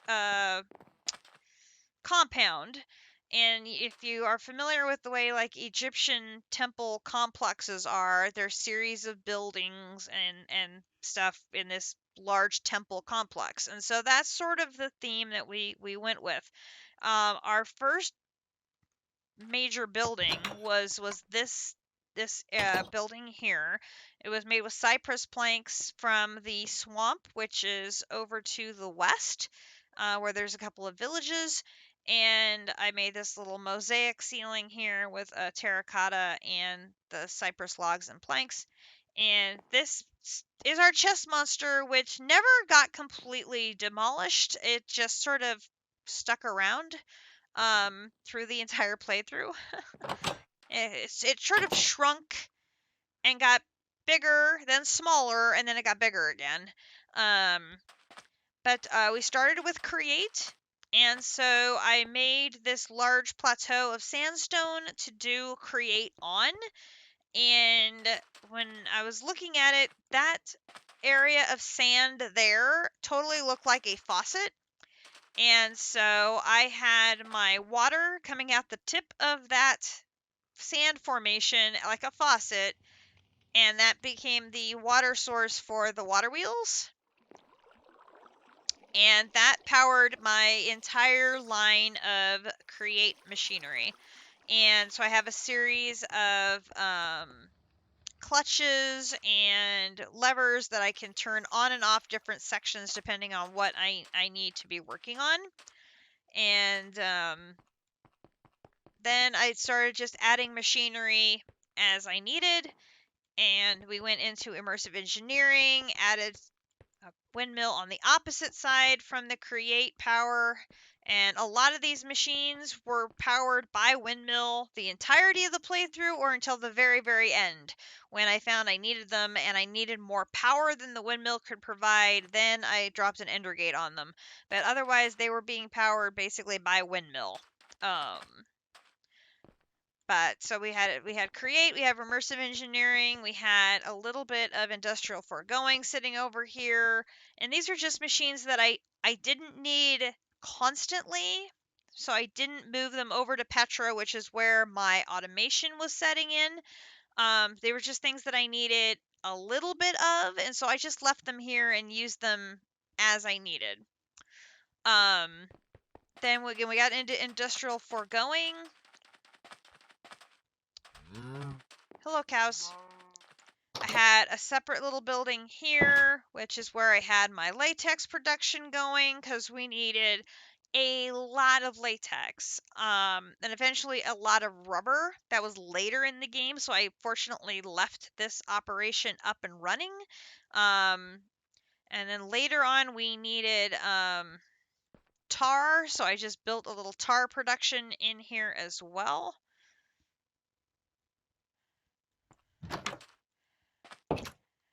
All of my immersive engineering ended up going up over here, and I was running out of desert, and I didn't want to use up too much of the footprint, and so we ended up creating what we affectionately call the Hanging Gardens of Babylon, which is where we have the squeezer, the refinery, and the fermenter. Since these three machines all sort of go together, we decided we would put them up here. And to make them look like the hanging gardens, we added a bunch of vines because there was a couple of times we would need some vine for inputs and crafts, and so we went ahead and put some vines up here for that, and was using these for making a couple of different things, and then eventually it became the stuff that was automatically feeding over into making my glycerol. And over here, I've got my wither, my lovely, lovely wither, who's been sitting over here, getting slowly, very slowly drained for ether. And I mean very slowly drained because the ether is getting powered by windmill. And I never even got around to putting the sails on them, the poor thing. But I never really needed that much ether. I was ready to do it, and I got them filled, and then after that, it's like I really didn't need that much.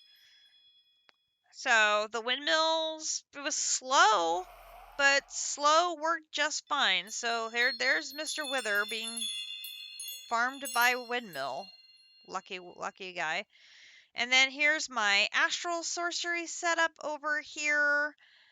I built it on like the highest point in the desert to try and get enough starlight, and I found when I got to the very end I still didn't have enough starlight, so I had to add a collector crystal to get me over to the top for the final craft in astral sorcery. But I built so many so many of these little platforms to try and get enough, which is like ridiculous, but I love the effect. I mean, it's really pretty with all of the little sparkles going and sending in all of the starlight.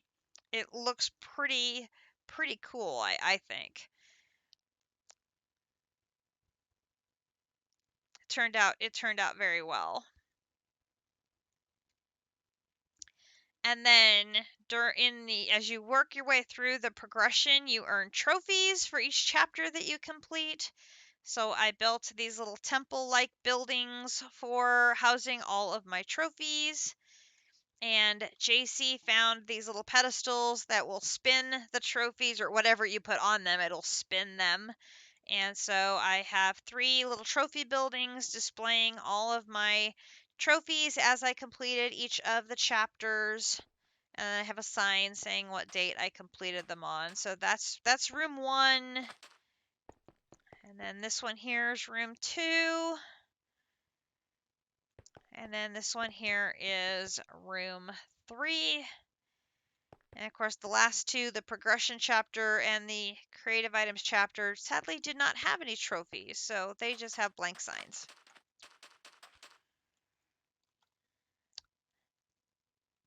And then over here, I have my building made with steel beams that I made by accident. This is my Psi room,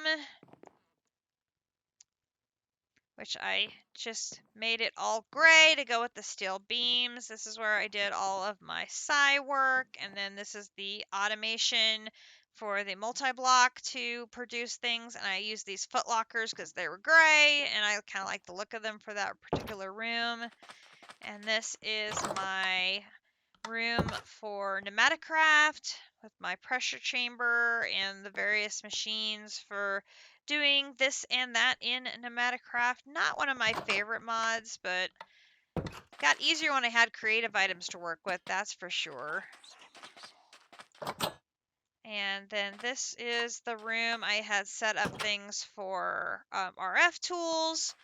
I did have one dimension that I made. It was a random one, and it was absolutely crazy. Made with concrete and steel and had gas flying around. It was absolutely ridiculous.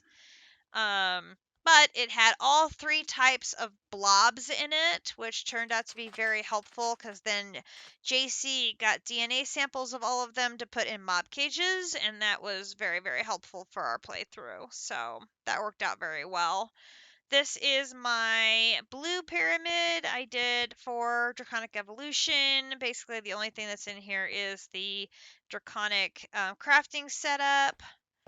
I thought about putting the tier 8 Draconic Orb up here because thanks to my bees, I could very easily make all of the materials for putting the orb, but then I'm like, nah, I don't really need the orb. I have other power sources right now, so I just sort of left that off. JC and I split making some of the items for the server. JC made all of the items for the miraculous soup, so he set up farms and orchards for all of the pieces and parts needed for that, and I undertook getting all of the things for the ultimate skewers. So people can, at the butcher shop in Spawn, they are able to make ultimate skewers on demand. Now that I'm done, I can use my steel and make a whole bunch of steel rods to add to the recipe, and then they'll be able to make it without having to provide their own skewers. So this is basically all the different types of meats from common and uncommon animals and villagers and things, which is still kind of weird, but I used a combination of mob cages and seeds and woot to collect all of the meats. So, and this is my little mob cage area. It was used for a variety of different collection of things. And over here is my pink slime. I've got that stocked up quite nicely now. And then the big black pyramid is my blood magic area, which I didn't do the math quite right, and so I ended up with it in the wall on the one side. I should have just had it over like one that way, and I think I would have been fine, but at that point I was like, I'm too late, I'm not moving it. So I didn't use blood magic like too extensively really in my playthrough, but we did need it for the colored crystals near the end, so I had to set up that for the first time. That was kind of cool.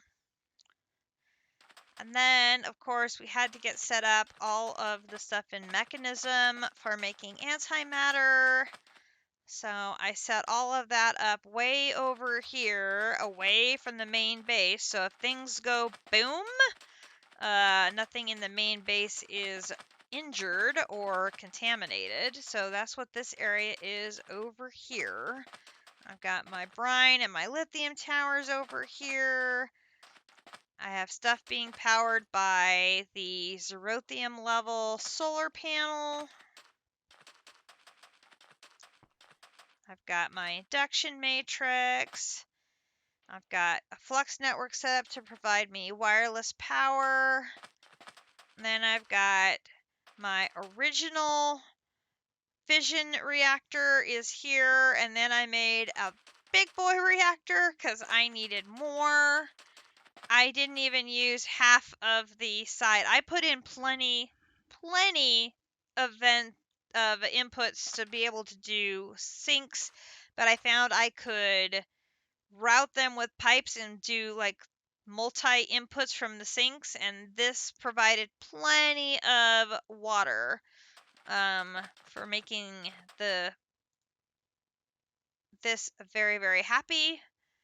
It held 88.2, plenty of fuel available, and when this was running at like 180, I think. So that worked out really, really well. My whole fissile fuel production area. And then I added a couple of other things along the way because I needed heavy water.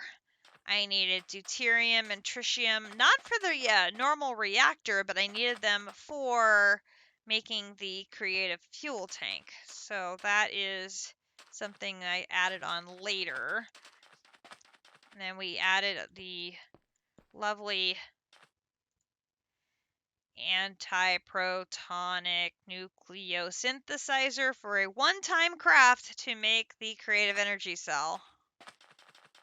Crazy.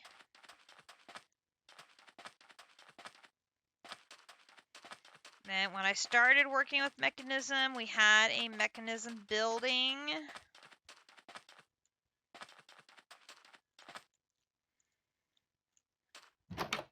Which I was powering my HDPE production with solar. And then I had my original section of machines here, and it was being powered by pink dye. And it has finally run out of pink dye. My first chest full of pink dye has finally run out. Because I was making more osmium crystals, and it finally ran out. I'm impressed. That little pink generator did work during this playthrough. I am very impressed by that. And of course, with my bees, I basically had an infinite supply of pink dye because I had them producing. I have the portals to the various dimensions. We had the mining dimension. I didn't use it, but I had it. We have the Lost Cities dimension is here. We got the Atlantis portal is here.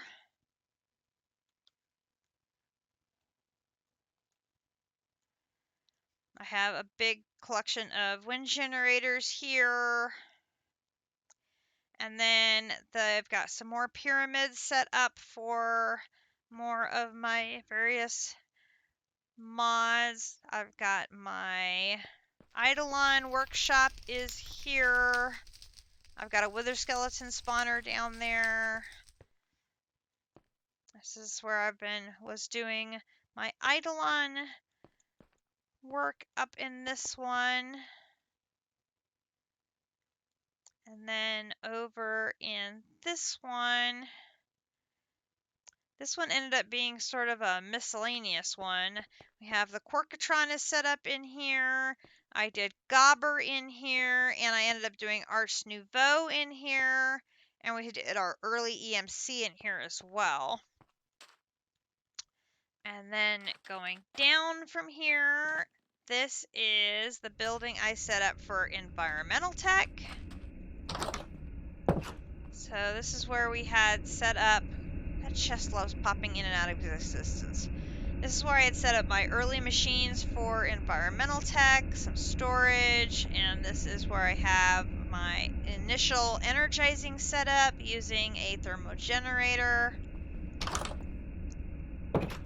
And then this is my tier 8 void miner, which it's been bringing in inferium ore. And this is my initial solar panel. Can take that one off, let it power down, and then it will go offline.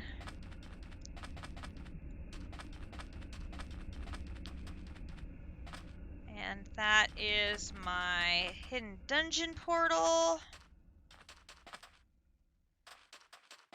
Then over here is the portal to Sonic, which that was a really fun dimension. My daughter ended up basically taking care of that chapter for us, and she enjoyed it very much. She was a big fan of those games. And then this is Petra 2. This eventually basically became the main hub of my base and my playthrough. This is where the RS system is. In the basement is where all of the machines that were set up with automation are located. They are not pretty. Wasn't going for pretty, was going for functionality.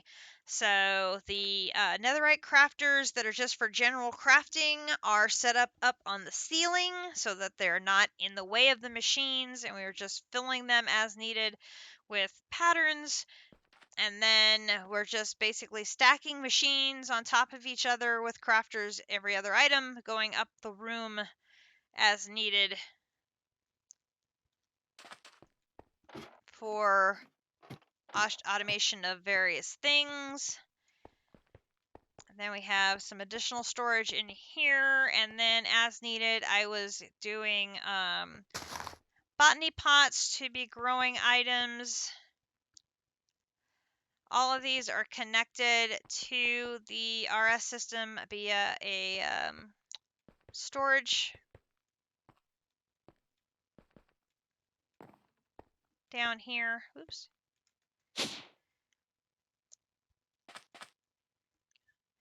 I've got a storage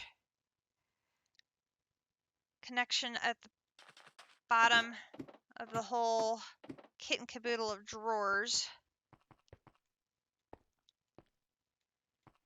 And then before I got started on certain quests or certain chapters, when I would get items, I was just storing them in these chests here, so I would have them when I got started on them. I never got a building going for Forbidden or Arcanus, so I just basically did it here in Petra and stored them here.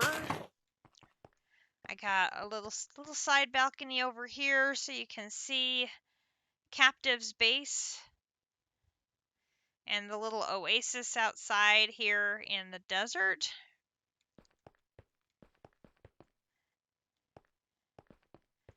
Then on the third floor, initially I had my Endercrafter setup was in here, but eventually I needed to automate the combination crafting, so now there's an XNet system here that handles all of that. And then obviously here is the combination crafting, and this is where we spent a lot of time in the last few weeks doing all of the various things. This is my like high energy setup for energizing because we needed a lot of energy. A lot of energy. Now, Rouge is at JC's base where she likes to give me kisses. She really likes to give me kisses. And then this is our balcony. This is the Chaos Tea Time balcony for Katiana and Captive. Or Captive will come over and we will chill on the balcony and just have a fine old time here on our balcony. And it became the Chaos Tea Time balcony because we both have chaotic stuff going on, so that's why we have an effigy sitting on the table now.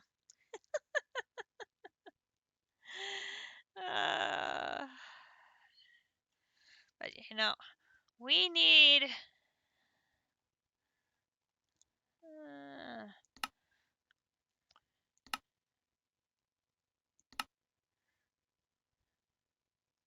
definitely have...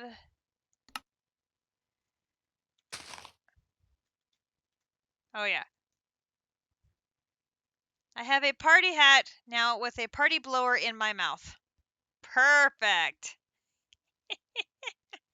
As we gotta celebrate, the mod pack is done. All done.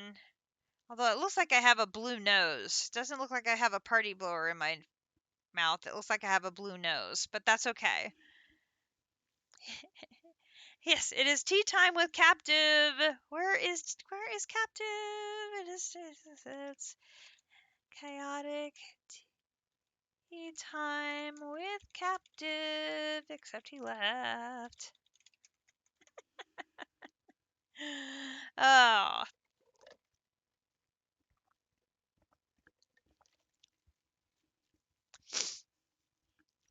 That is okay.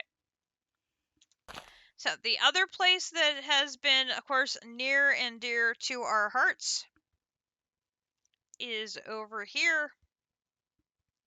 And that is our bee sanctuary.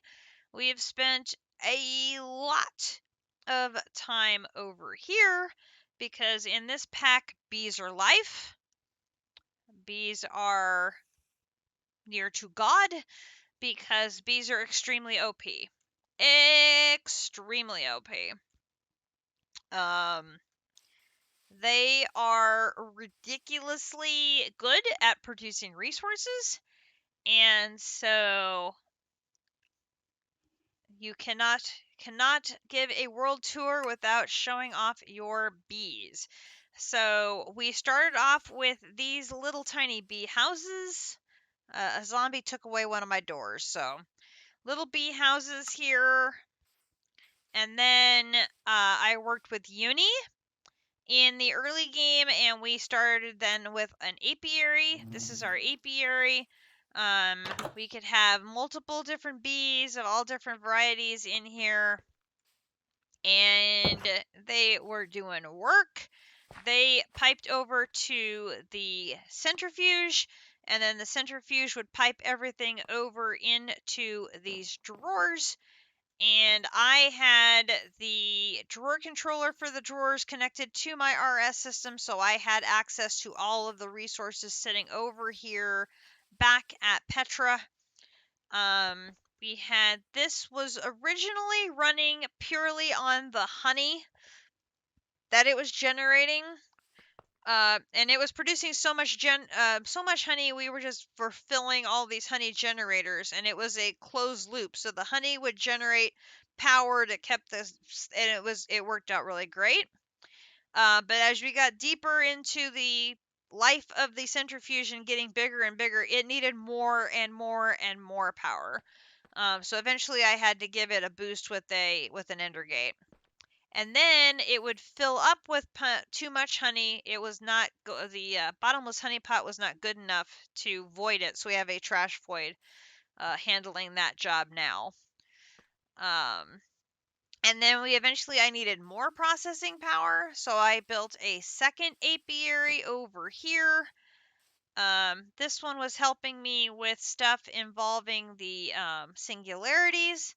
And I had a second tier 5 apiary over here, and just today I converted it over to the creative centrifuge. This thing is crazy OP. One block makes 3,600 units of an item. Which, oh my gosh, if I had had this up and running before I was trying to finish the singularities, that would have just been so crazy. Absolutely so crazy. No, and we can't forget Ms. Periwinkle, who is Captive's little rat friend and makes all things possible for him. That is very, very true. And this is the warehouse where I made the original ultimate ingots. These are my ultimate honeycombs. And then these are my ultimate singularities. So I had all three of the ultimate things that I was working on going on in here. And then once I got EMC unlocked, I was using all of these energy condensers to mass produce the ingots needed to make the singularities, and then I greatly expanded the number of quantum compressors that I had running to keep up with the ingot production. And that helped a great deal to get us to where we are today of finishing the pack. That is for sure. Yeah, EMC made a world of difference in Endgame. And I had not worked with EMC before, so that was certainly a new and interesting experience. Welcome back, AV Navy. And this is the spawn city that we have been building. My contributions to those has been Bee's Knees 2. So this, if anybody did not want to go the bee life, which I can't imagine anyone not going the bee life because bees are so OP. I had one of all of the different honeycombs available in here so they could touch them and advance the quests. Something I did in CT2 for everyone, and I did the same thing here. This is Shifter's Log Shop. He's got a variety of the different woods available. This is Captive's Thrift Shop. So he's got a variety of things available in here that are very useful. The different colored hearts needed for the heart canisters. He's got... Okay, now the ghost just spooked me. Welcome back, JC. He has now put tar in here as well. So now we got multiple sources of tar. He's got the double stuffed Oreo. Nice. It's got slime pearls and bat wings, and I just got spooked by the ghost. What is the ghost doing this far from the cemetery? I'm surprised it can make it this far. That was really odd. Then we have another dimension portal thing here. What are you doing in the butcher shop?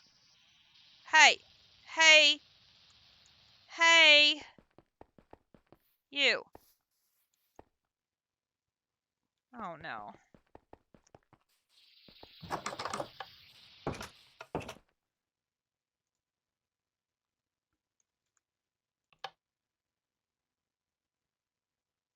It was definitely in the butcher shop.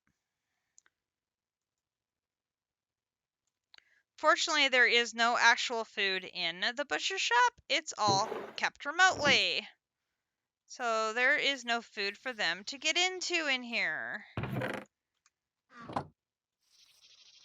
How very odd. That little bugger go. Anyway, then this is my ultimate warehouse. So I have already the ultimate ingots. I also have tar in here. I will now be able to add ultimate honeycombs and some ultimate singularities in here as well, now that I'm done. So we'll get that set up. Then this is Akumbadori's Inn, the Shimmer Moon Inn. So this is my daughter's inn. So she has set this up as a place to serve food. And this is all different kinds of food that she has made. Here's different drinks. I think I've gotten...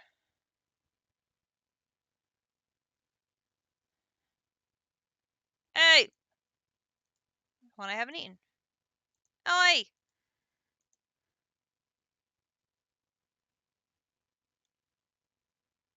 That sneaky girl put more drinks out that I haven't drank yet. Ah!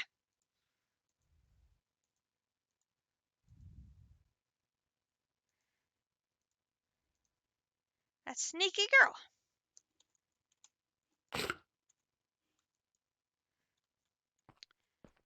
Anyway, there is an entire thing of kitchen quests, so she set up her whole kitchen.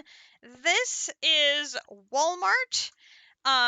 This is actually set up to Naga's base, where he has a whole bunch of food and stuff set up so that she basically would have an entire realm of ingredients set up and available to her to make all sorts of different foods.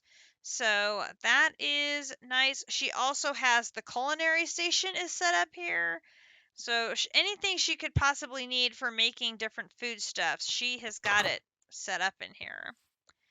And then back here, she's also growing fruits and vegetables in her own little greenhouses. So she's got one back here for fruits and vegetables. And then back here, she's got one for berries.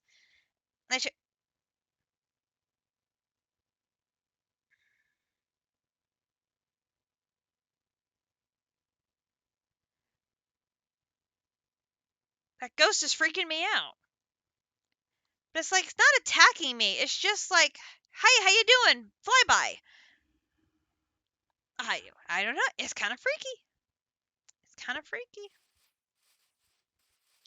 And then, of course, carryover also from Chroma Technology 2. We have our good friends, the Rat Mafia. So this is the storeroom for the inn. And then you have to have, secret places everywhere. This is the entrance to her mine. Down to here.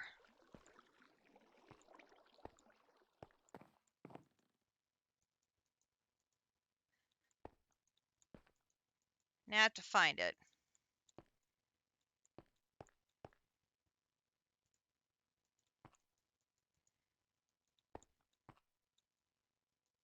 Oh, great. Now I've lost myself.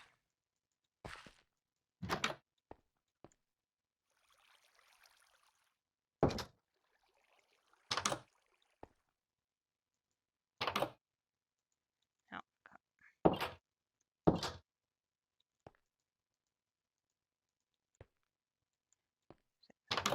This way. Because, the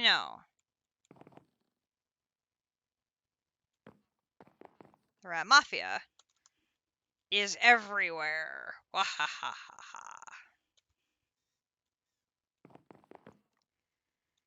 So yes, I have their own bedroom. Is very cool. Have their own storeroom. Dude! I am not enjoying Mr. Ghosty. Even though I'm responsible for him, I am not finding him very amusing.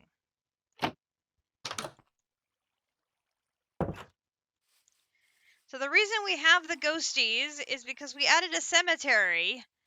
And the cemetery has, of course, all this graveyard soil in it. We've got a cursed chest there. Don't touch the cursed chest. It makes the scary kind of ghost come out. And then Akumadori added a second... No. No.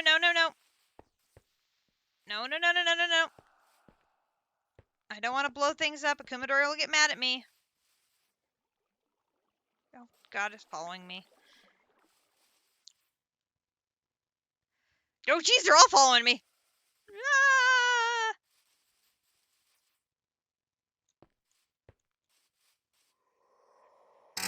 Jeez.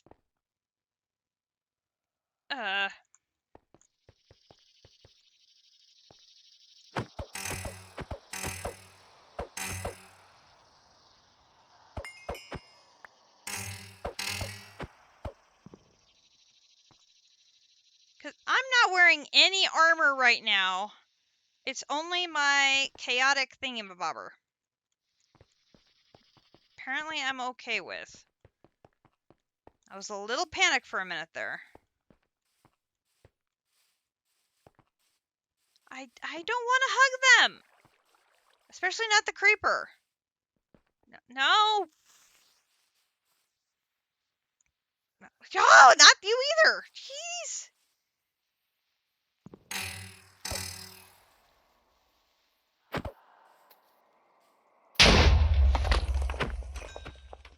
Oh my gosh.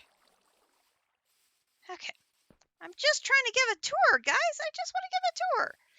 Oh my gosh. Okay, so we have lots of creepy ghosty things. This is the mausoleum. This is the deeper mausoleum.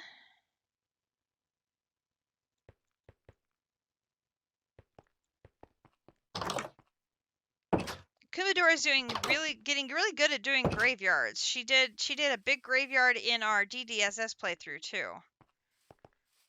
Although I don't remember us having a problem with ghosties. Oy, oy, oy. And then down that way is District's power plant.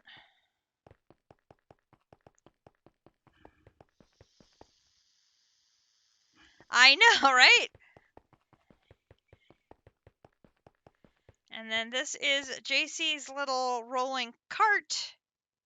The banner's even slowly waving in the wind, where you could get Endumium and the legendary dimensional essence and the rare dimensional essence and the common dimensional essence if you just didn't want to bother trying to track down those blobs. Here is his little cafe, and the counters all got messed up when we did a pack upgrade. For the longest time he hadn't gotten them fixed. He finally has gotten them fixed, so at least there's counters again, and they are now showing the milkshakes and the Oreos that he had been serving in his little cafe. And then over here we've got the aquarium. This is where you can visit all of the jellyfish.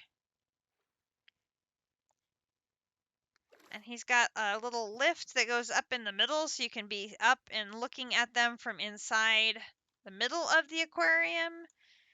And over here we have the zoo, where right now we have the questing ram and a couple of playful penguins.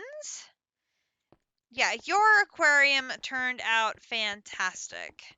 And the purpose of the aquarium was to allow everybody to be able to touch all of the different jellyfish, so they didn't have to go through the jellyfish chapter. So it allowed people to be able to skip that particular chapter and just complete it by touching everything.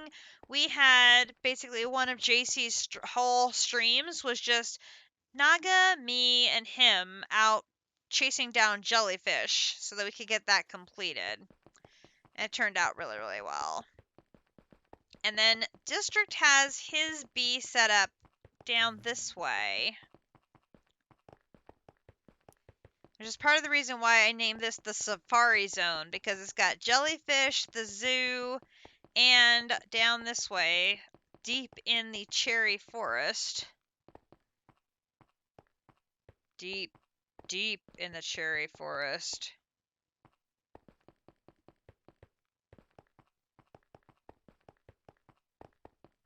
Is where District has his bees set up.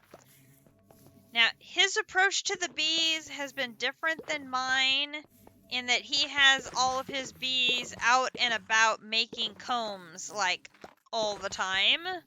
So there's a whole bunch of bee happening. There's a lot of bees out and a lot of pathing going on. Oh. Sorry, didn't mean to step on the doorway.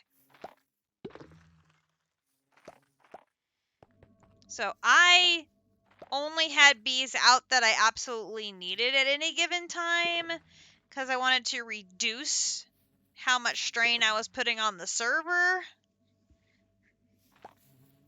So if I didn't need a particular bee out at the moment, I had it put away.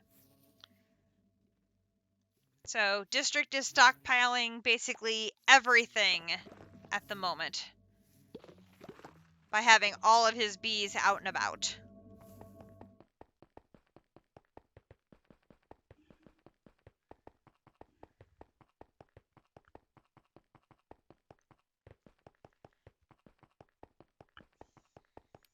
Hello, chicken.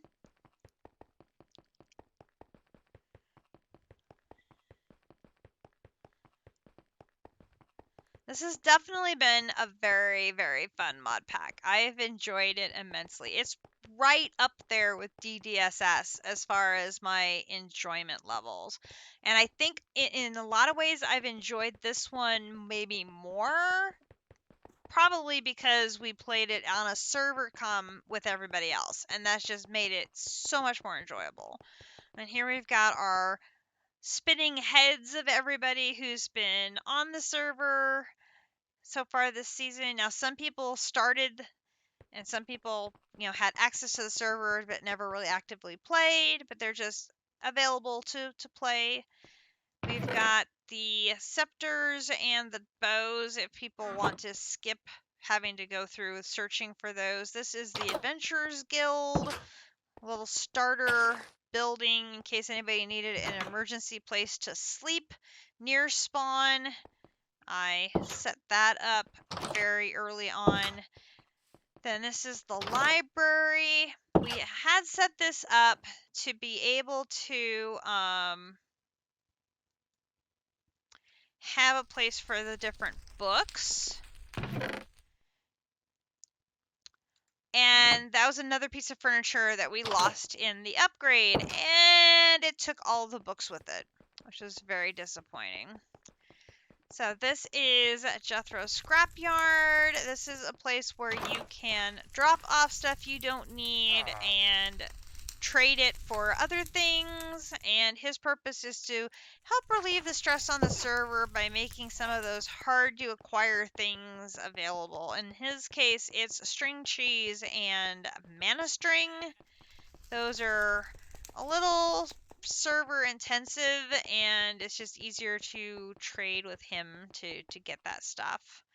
Over here you've got the Black Crow Tavern. This is the seedy tavern that is District's blood magic area. We've got Uni's amazing giant tower, and I mean giant tower.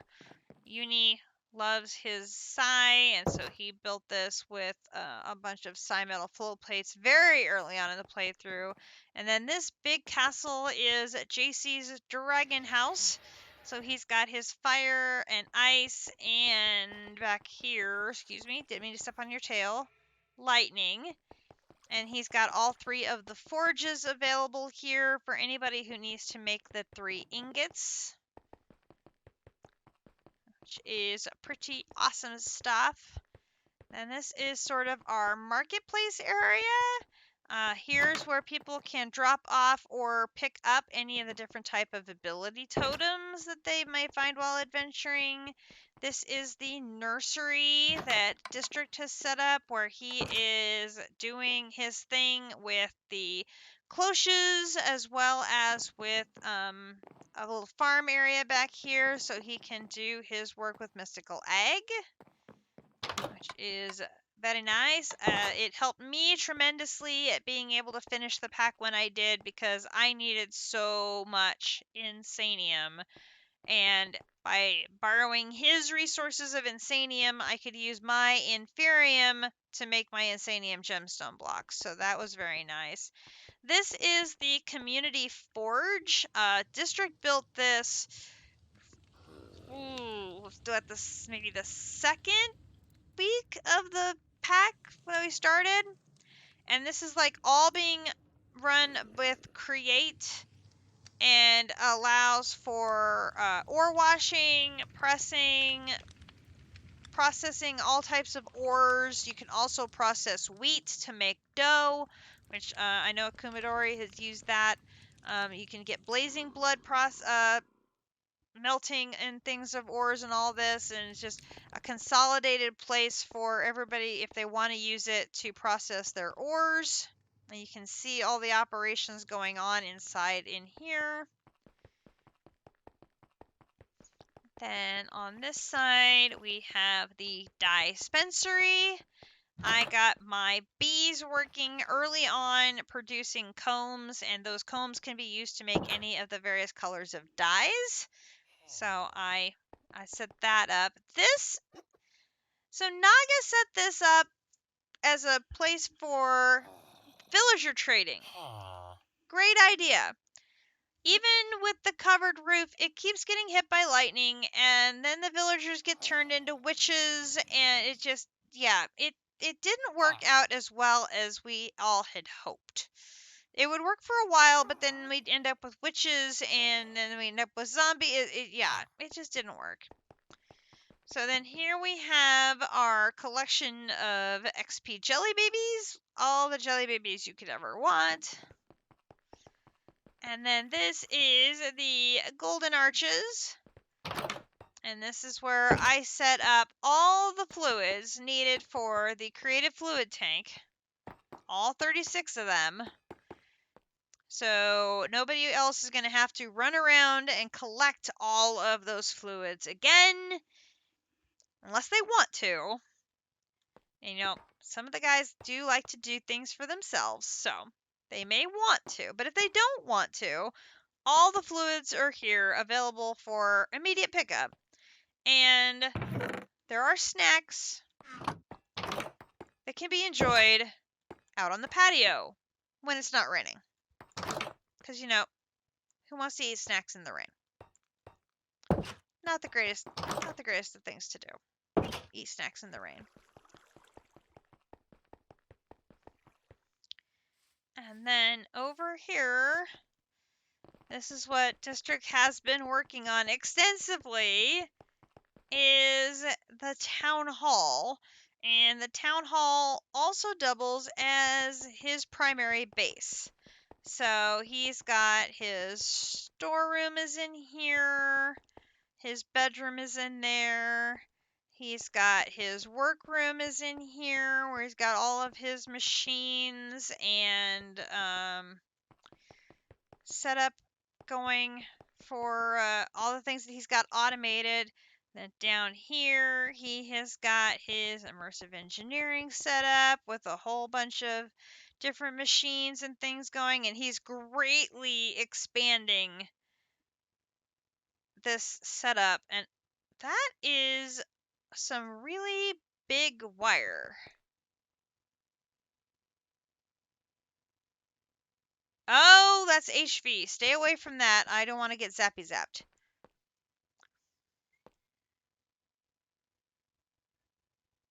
Really don't want to get zappy zapped. But yeah, so he's got this whole area as his immersive engineering in the basement. He's got a great big farm field going on down here, and then he has got bees at work underground. It has been very, very cool. And yes, his base is being decorated still by cakes. It's been like the running joke of the season that we've been pranking him with cake. So for his birthday, JC basically littered the floor here with a carpet of cake. And just as he finished that cake, Captive came and double-deckered cake all of the cracks in this area. And in here, and in... Hi, Monica.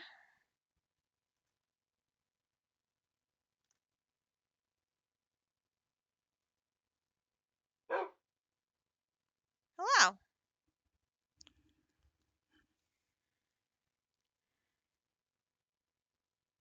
I'm thinking that's a sub puppy that doesn't have a home yet. I'm thinking. I'm guessing? He's got doors leading off to nowhere, and it's very much a work in progress yet. But I have to admit, I do like the fact that he fell in love with the ebony doors and is using them in his town hall, because I found those ebony doors and I like them too.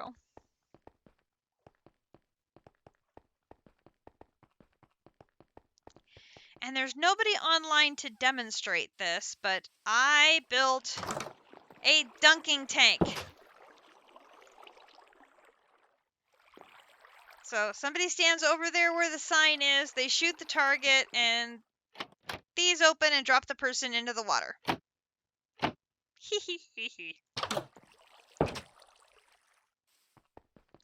So, and I think they're far enough away it's not an easy shot to do.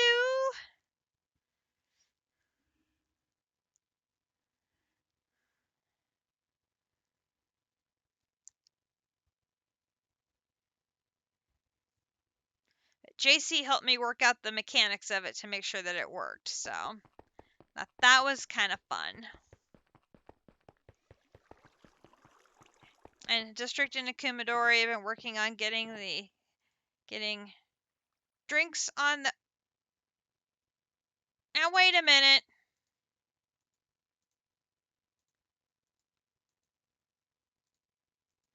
She snuck more of these in here.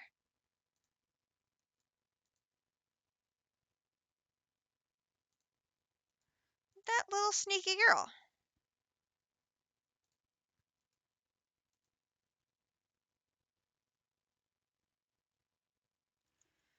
Just need to go add those to my backpack. Not that I will be in Reg 6 server as often. I'll definitely still be making appearances to help out like with the festivals and helping out with streams or anything else that people may need for me, but let's see, I gotta get back to here because my stuff is all upstairs.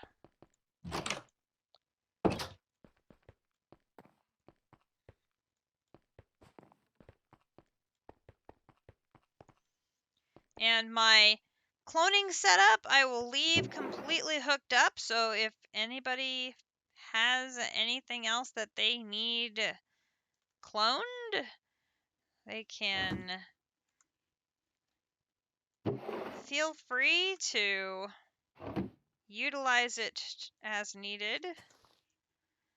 Okay, I'll put... Oh, I did have one of those in there. Okay. There's that. And put those away. And put...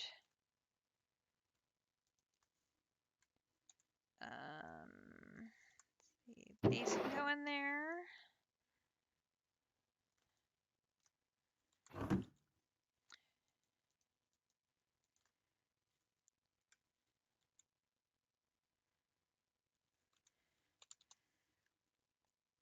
I look like a robot!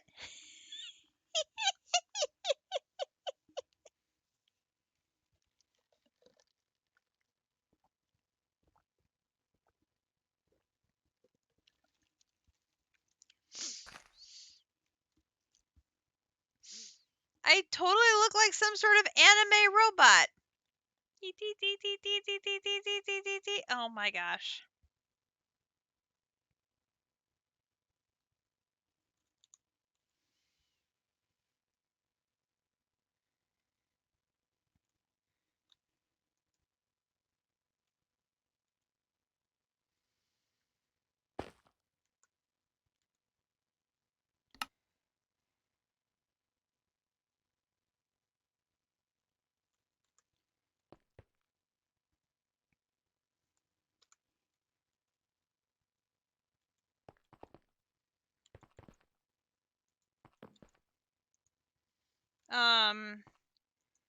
Where did my food backpack go?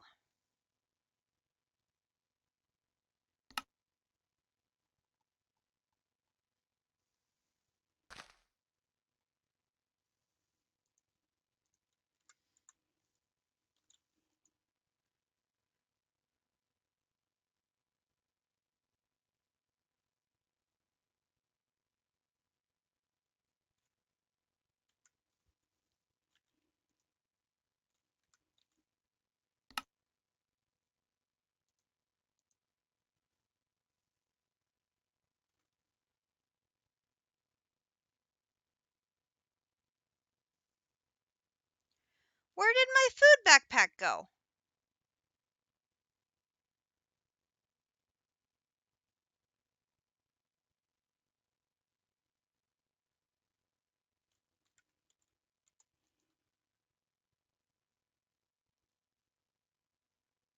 It was right there. Where did it go?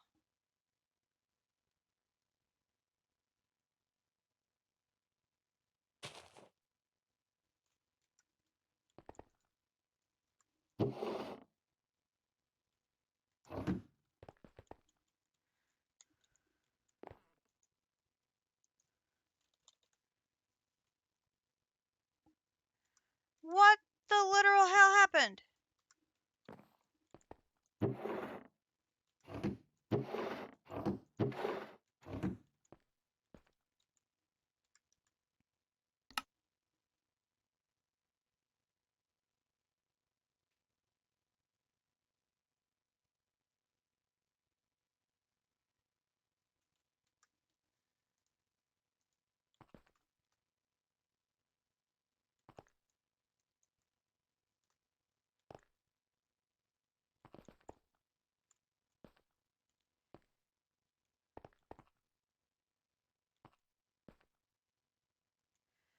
My food backpack is gone.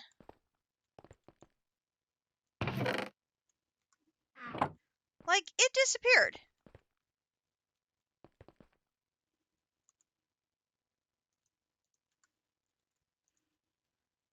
I mean, I don't need it, but I just put all that food in it.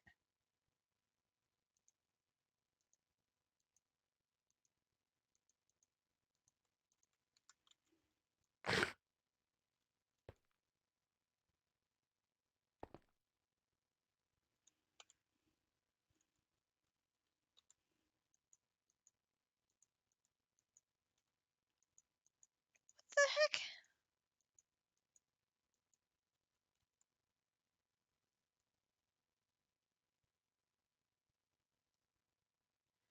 Well, now I'm mad.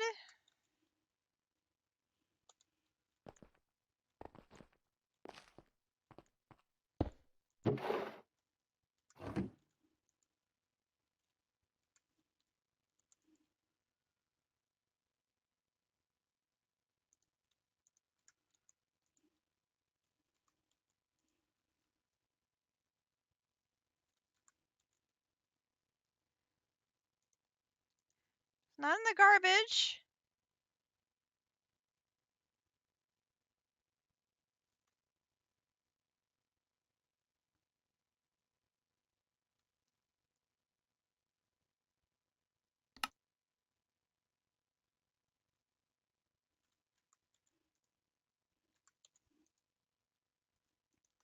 Well, okay, now I'm just mad. I know I don't need all that food, but that's just wasteful.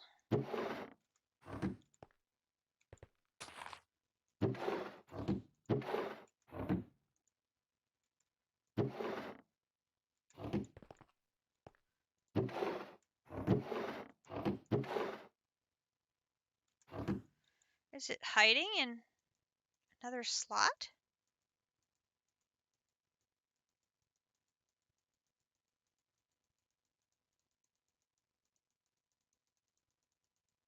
My green backpack just literally vanished from the universe.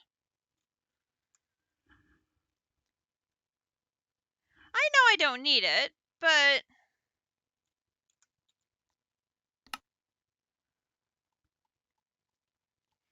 I already have a backpack in my backpack slot.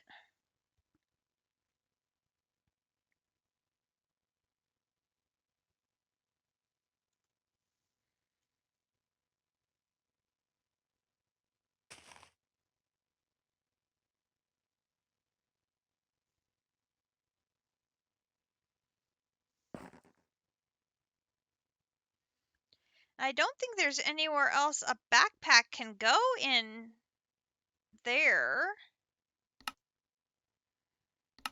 And it's not in my cosmetic armor area.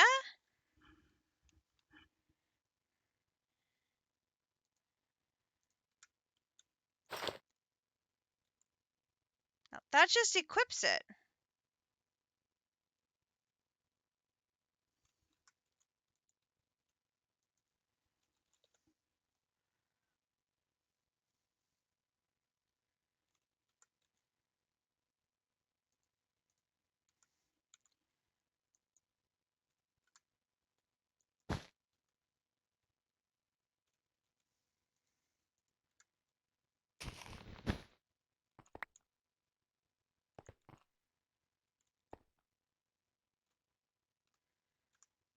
See, I was in this mode.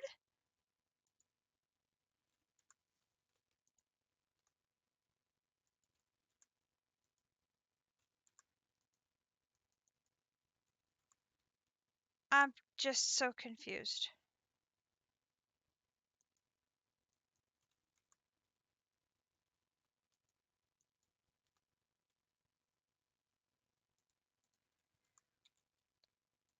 It just yeeted my green backpack out of existence. Well, fortunately, I don't need to eat anymore. Huh.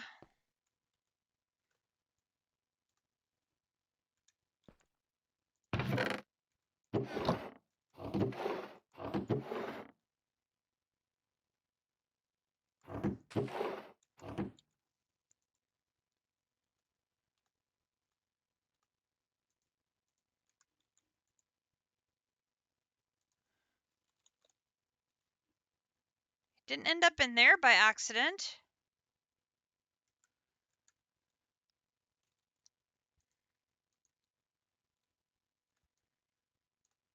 I don't know.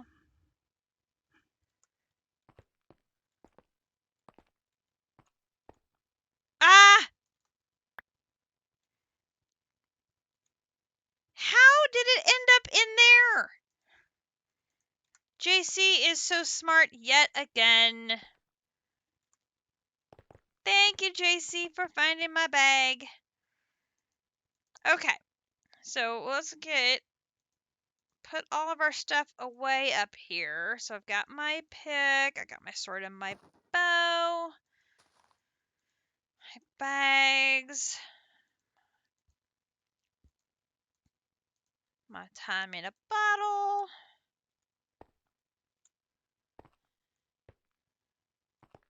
I can come down here.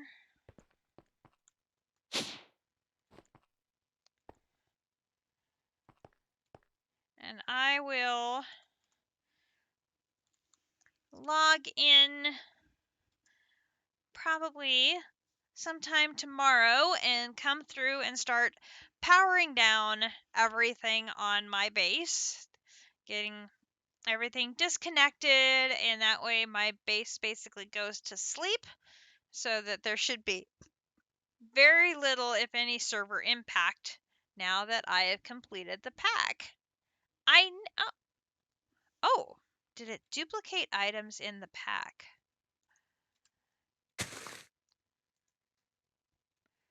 No, the pack is, oh, but I probably have.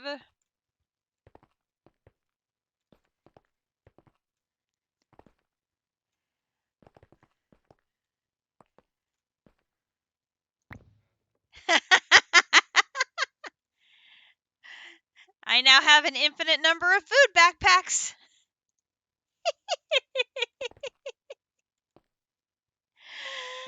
Oh, that's too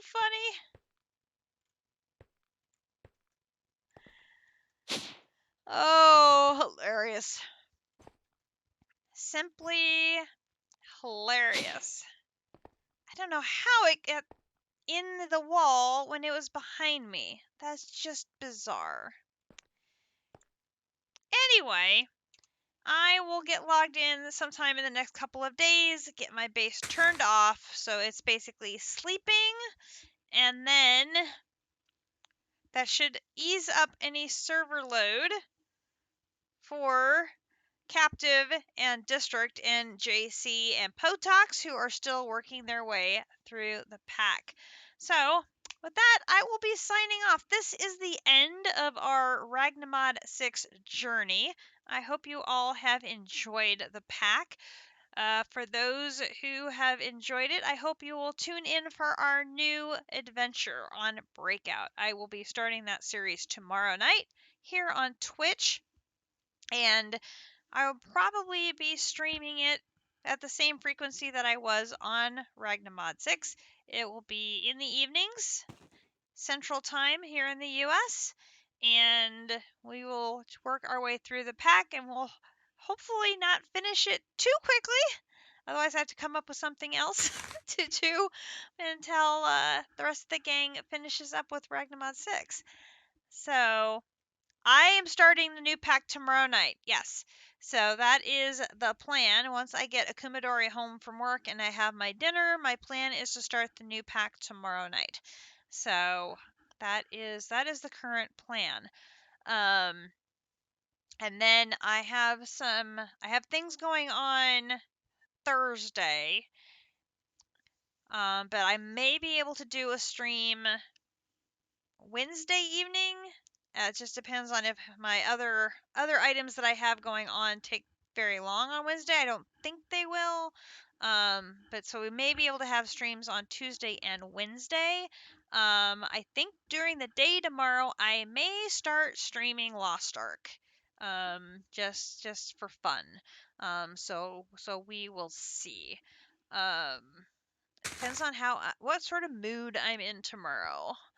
So I think I've started a new character, and so I've got one character that's very deep in the game, and so I want to start over and maybe try and do it a little bit better because I've made a lot of mistakes with my first character, and so we're gonna try it again, and so I think what I'll do is I may stream Lost Ark during the day tomorrow, take a break in the afternoon, and then we'll stream the new Breakout pack in the evening. Is what I'm sort of thinking for now. So if you enjoyed tonight's stream and enjoyed the series, please consider dropping a follow. It would be much appreciated. And if you really enjoyed the series, I would love to see you drop a subscription. Remember, a free subscription is available if you have Amazon Prime, and your support is much appreciated. The channel is doing very well. Little channel still, but I never would have thought when I started this I would have gotten to 100 followers. So I'm very happy about that. I will upload tonight's stream to YouTube, where the entire archive of Ragnamod 6 can be found under Katiana Swift Arrow, and Ragnamod will now join Chroma Technology 2 and DDSS in my little collection of mod packs that I have completed. So, with that, I will bid you all a good night. Thank you all for joining me this evening, and we will see you tomorrow night for our new adventures. Have a good night, everybody. See you next time.